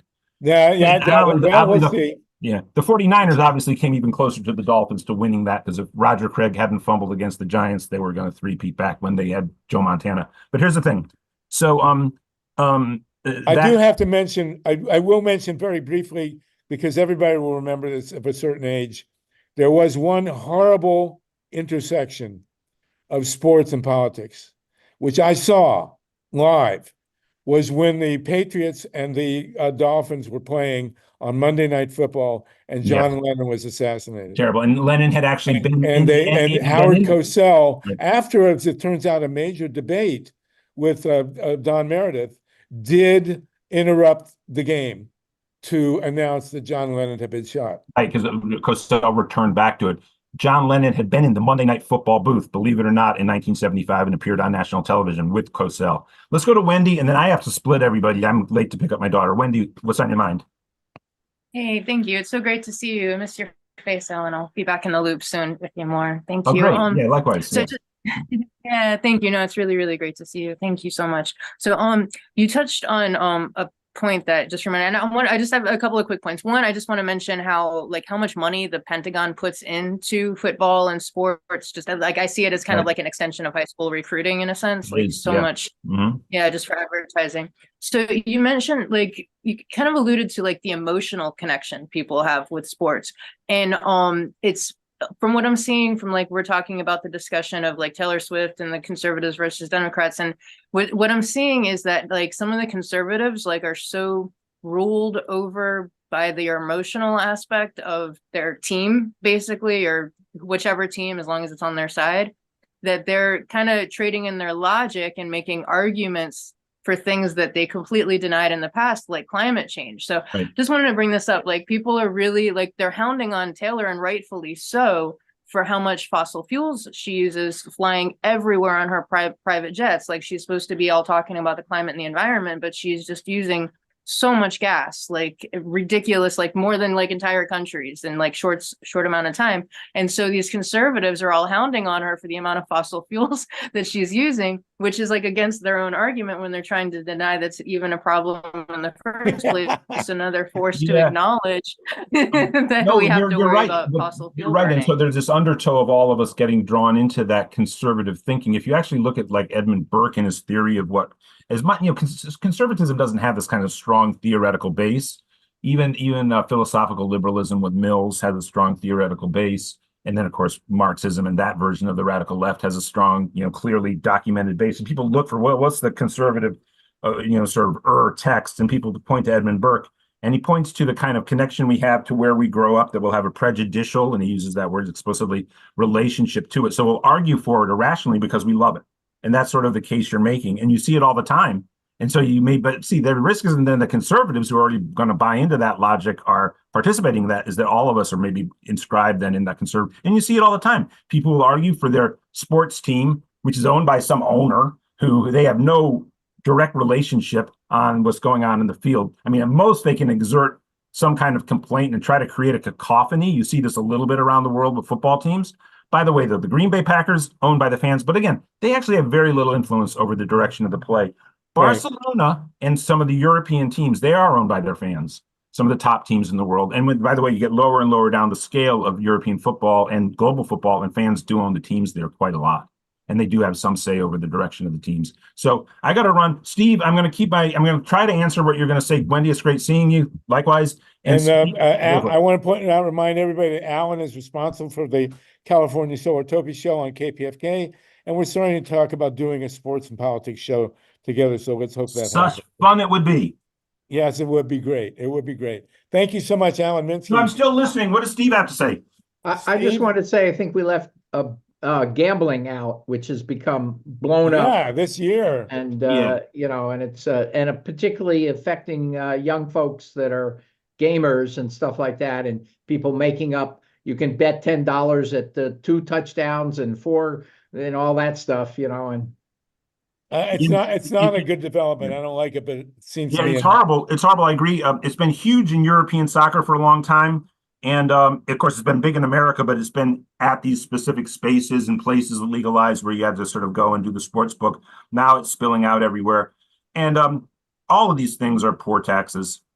You know, ultimately it works that way because, of course, you're going to have, you know, when you have money concentrated in the hands of the few and the masses have very little money, but the betting is going to be spread out across the whole population. Even that dynamic is going to accentuate losses for the mass of the population. I'm even getting a call, so I got to go. I'm going to sign off right away. Thank you, Harvey. Thank you, Alan. Nice to see you. We'll talk again soon. Yep. Okay. Alan is actually going to get his daughter, and we've known each other long enough that I thought his daughter was 10. Actually, now she's 16. So there you go. Anyway, I am going to put my friend Lissa Matras on the spot. Lissa lives in San Francisco and is a huge sports fan. Lissa has the distinction. She grew up in Chicago. I hope I'm not embarrassing you, but Lissa grew up in Chicago. And when the Cubs won the World Series, she and her sister flew back to Chicago to go to the victory parade. That's how big a sports fan Lissa is. So Lissa, you're there in San Francisco. I know you're a huge 49ers fan, but you also have great politics. So who are you going to root for on Sunday? Oh, I got to unmute you. There you go. Hopefully. There. Totally going to root for the 49ers. As you mentioned, my heart is with the Bears and then actually with the Packers. But I really like Andy Reid, so I wouldn't, you know, feel terrible. But I certainly want the 49ers. And one of the things that another mass movement took place last night, the Grammys, and it was one of the first times I heard Taylor Swift talk, and she's getting a lot of flack on Twitter because all she talked about really was herself. And then when Celine Dion handed her the major award, she acted like Celine Dion, who had gotten herself together to actually be on the stage, handed her the award. She treated her like she was just some flunky handing her a trophy. And I don't know if she got caught up in the moment, but it was just appalling. So that the best night of the Grammys was Tracy Chapman singing her song, and it was just had people in tears. It was phenomenal. Yeah.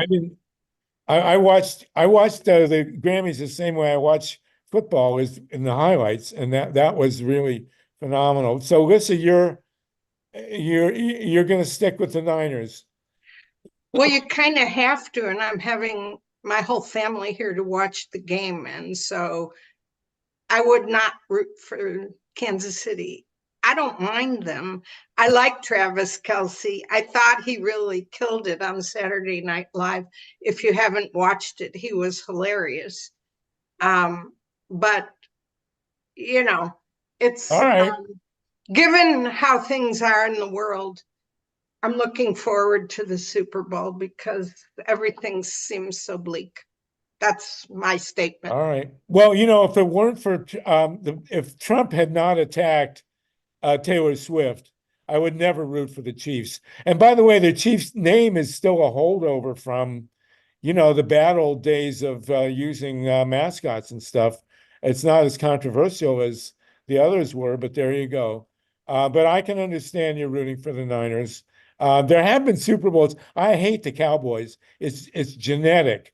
They could have the nicest guys in the world. I still wouldn't be able to root for them. And I have to say, we can poo-poo sports, but I was born in Boston, and one of the great traumas in my life is that I now have grandsons who root for the Yankees.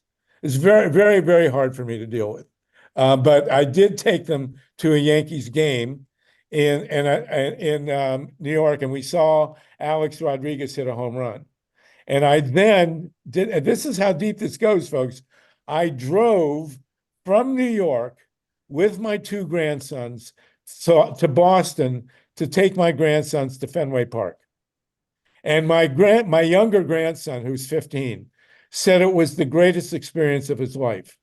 Who's been a Yankees fan his entire life, to be in Fenway Park. He was just like, and it actually, my older grandson, actually changed his life going to Fenway Park. It did. So, you can't underestimate. I have always considered sports to be political. I have never considered sports to be a diversion from politics. I just don't see it that way. But, I was captain of my high school tennis team in a high school which sent two guys to the NFL. So, and when I walked around in my leather jacket, I got really bad looks because I was 5'2", but nonetheless, here we are all these days.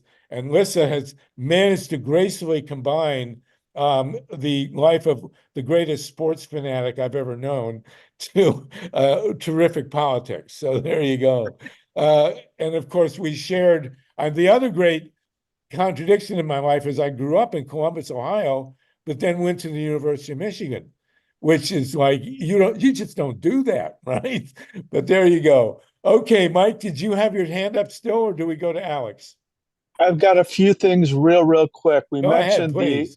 We mentioned tragedy in sports. We should remember the Munich Olympic Games, where there was a kidnapping and assassination of the Israeli team.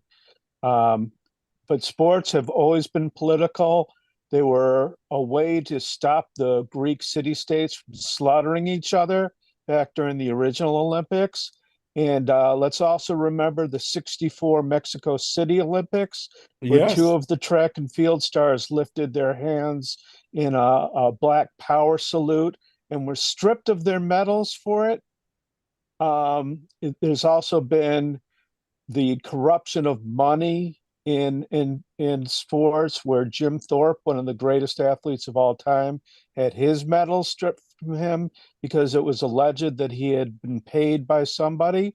And this was, I think, largely anti-native American hatred. There was also the Munich Olympics where, the Berlin Olympics, I'm sorry, where Hitler prevented the Jews from running in the famous movie Chariots of Fire. Talked about that. Well, yes, and Mike, and of course you remember at the Hitler Olympics in Munich in '36, he was obviously a horrendous racist, and Jesse Owens, the black runner from Ohio State, won 4 medals. That's right, and that was a huge deal in the world at the time. That's right. One of my dad's colleagues who worked on promoting Syracuse University sports was forced to sit out. He was scheduled to run on the relay team, and he was. And I think it was a decision of the U.S. team to not have the Jews participate for fear of offending Adolf Hitler. So it just goes to show. Wasn't there a movie made about that, or a book about that? Chariots of Fire. Yeah, it might have been the one that I just mentioned, Chariots of Fire. Oh, I don't know about recently. I'm sorry. Yeah, the Chariots of Fire won a bunch of Academy Awards, and I I think it And was yeah, a I highly recommend documentary, it. recent documentary about that story. Well, there's a Well- documentary about Jesse Owens. It's really great. And of course, growing up in Columbus, we were very aware of Jesse Owens. It was a big deal. So, you know, politics and sports have always been intertwined. And I want to Um, quickly amplify something that Alan brought up but didn't follow up on was Martina Navratilova has inserted herself into a controversy where she has become very transphobic, very publicly transphobic. Yeah, it's so weird. Well, Why it would is she weird. do that? You know, she's Well, it is confusing because, as Alan mentioned, Renee Richards is a transgendered woman who tried to participate in the women's tennis circuit, and she had mediocre performance. And Martina Navratilova hired her to be a coach, and then now she's turning around saying that people like the woman she hired as her coach shouldn't be allowed to participate. And we also, I think Alan mentioned, but Billie Jean King is also an LGBTQ plus sports star who broke down a lot of barriers, and she also kicked the butt of the man who was challenging women and saying women's sports was a joke. yeah, Bobby Riggs. Bobby Riggs, yeah. There's a Yeah. great documentary about that on Netflix, by the way. It's really worth watching. And we have to point out that the Margaret, I can't remember her last name, Margaret Court. Margaret Court, the Australian woman who won more tournaments than anybody else until Serena came along, right? Was very anti-gay. And they actually took her name off a stadium in Australia because she was so anti-gay. There has never been escaping politics in sport. Never. Hey, slug out real quick about Margaret Court. She also played Bobby Riggs. Bobby Riggs beat her, and then Billie Jean King came along and beat Bobby Riggs. And the headline was "The Court bowed to Bobby Riggs, but the King did not." Wow, there you go. Fantastic. Okay, Alex, you have a hand. I think it's your first time speaking on our calls. Come on down. What do you got to say? Can you hear me? Yeah. Yeah, yeah, I think I saw the agenda a little bit, and it started off with the Taylor Swift stuff. And I'm when I saw the playoff games, I said, you know what, I'm done with the NFL. I'm just, I'm gonna start watching it just like I do. Well, I don't watch it anymore, professional wrestling. And I stopped watching that when I was about 13. And I was into it when I was like 7. And then we kind of figured out, me and my kids, that, hey, this is fake. And but we kept watching it anyway. It was entertaining.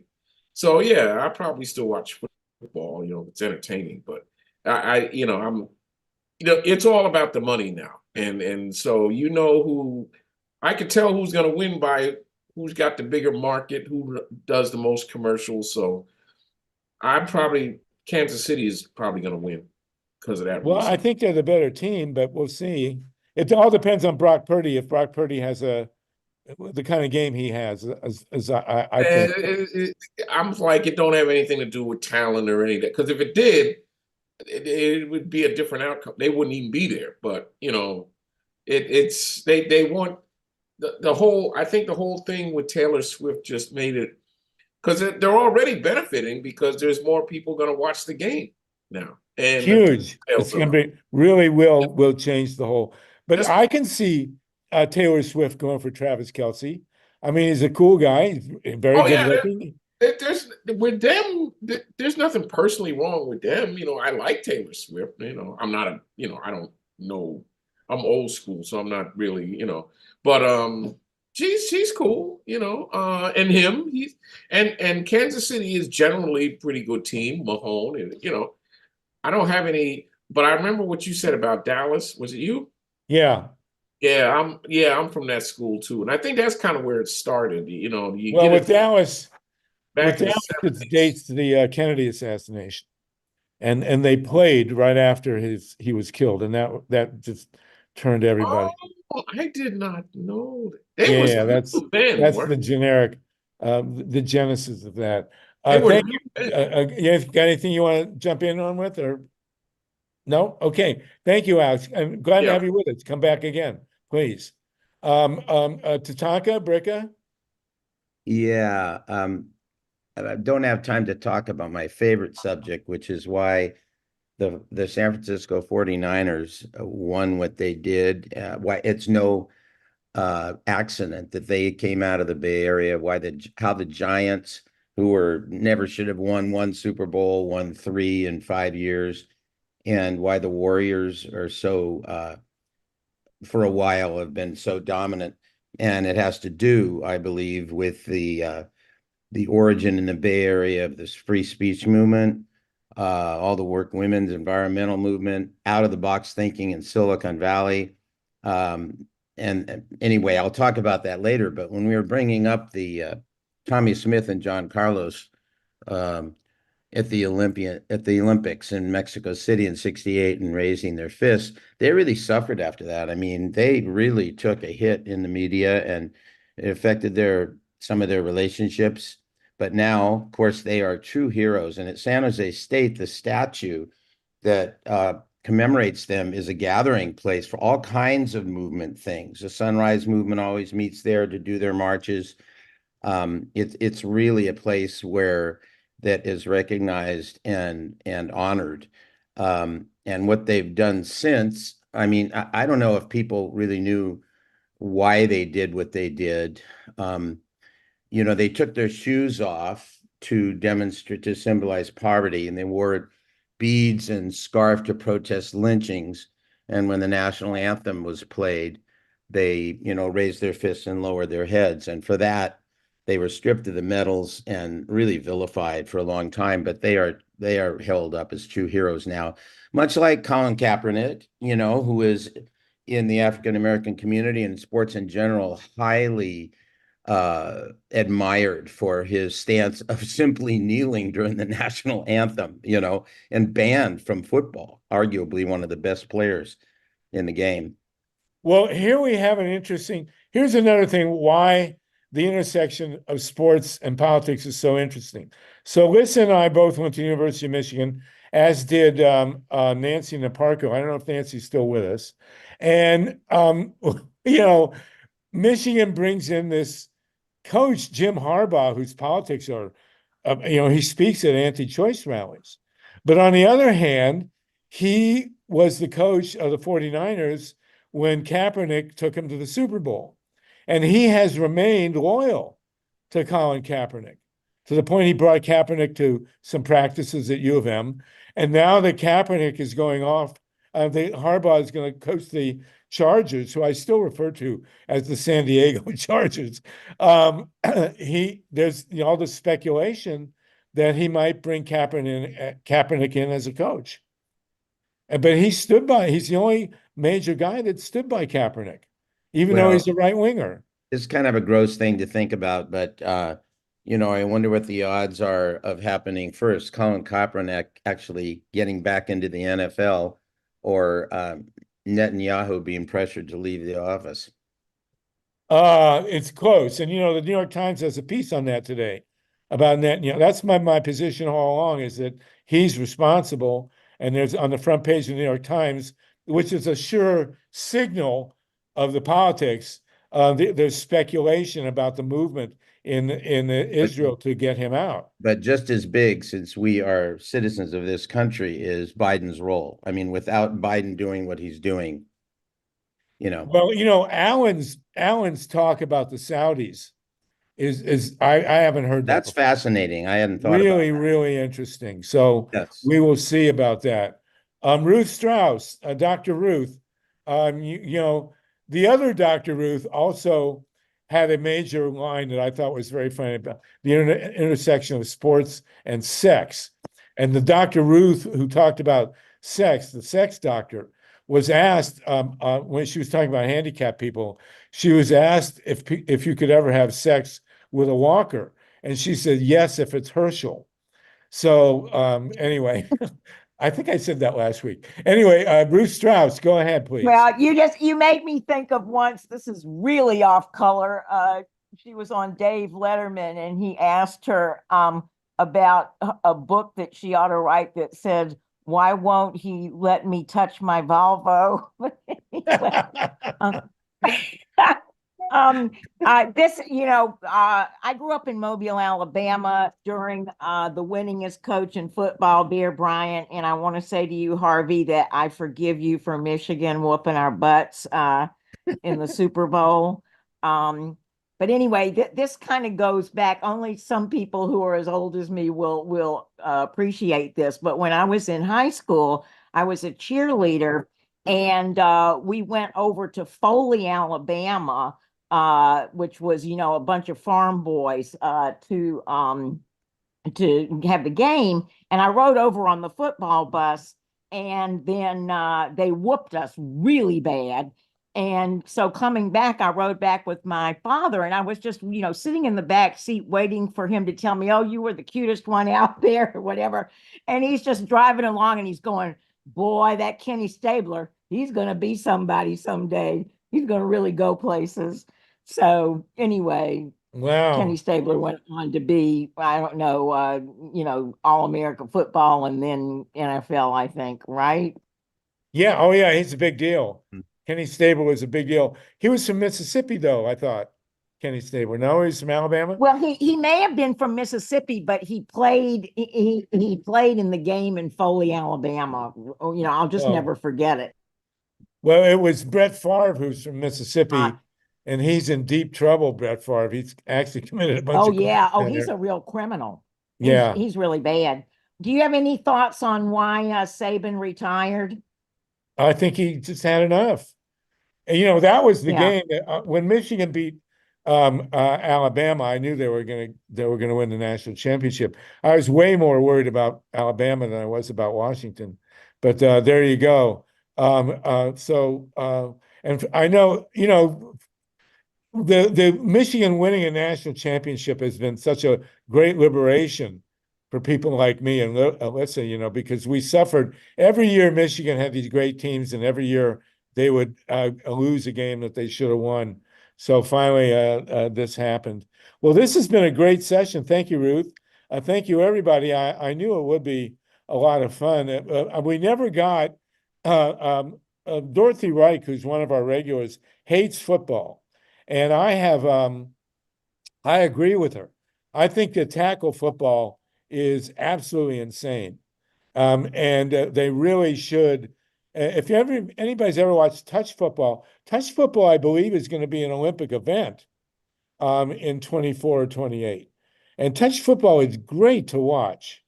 And I think I have advocated and written that the quarterbacks in tackle football, if they're going to stick with tackle football, the quarterbacks should have flags. You should not be allowed to hit the quarterback because these guys are just getting killed. And the tight ends get killed, but who really gets killed is the wide receivers when they catch a pass going across. And I can't even watch those hits anymore. So I do advocate the worst aspects of tackle football be phased out. And when I researched the article I wrote advocating flags for quarterbacks, I discovered that the game that we are watching now, brutal as it is really tame to what they used to do. And early football in America, they actually wore like nails in their shoes to inflict bodily harm. And like 20 people a year were documented dying in regular football games in college and professionals. I mean, your job playing tackle football in the early days in America was to literally kill the other guy. I mean, it was more violent than you can even imagine. And what we're watching now, in 1910 or 20, they wouldn't even consider a sport, so, but I do believe that the concussion issue and people, this is what the NFL is doing to these guys who suffered from concussions, CTE, is outrageous. And they really there needs to be an uproar about this. They're not paying these guys the money that they agreed to pay them. And I will conclude by saying one national horrible spectacle that we can attribute to CTE and tackle football was the OJ situation. There is absolutely no doubt that OJ Simpson was suffering from the concussions. And, you know, whether he did those murders or not, if he did do them, he lost his mind. You know, this guy carried the ball 3,000, 4,000 times if you go back to when he started playing. And if he wasn't suffering from CTE, nobody was. So there you go. Does anybody want to conclude? We're Would at you like me to 4:09. take you Yes. out with a 3-minute song? Well, If it's on Vina's raised her YouTube hand, and then it's we'll go to you, Pete. copywritten, Yes, we might okay, not be Steve, able go ahead. to. We'll Vina Colley, and then we'll let I you could say. turn the YouTube off and we can do it. Go ahead. Mark. Hold Let's on, do that. Vina. Did you want to say something, Vina Colley? Yeah, I was trying to get on mute. Yeah, Go ahead,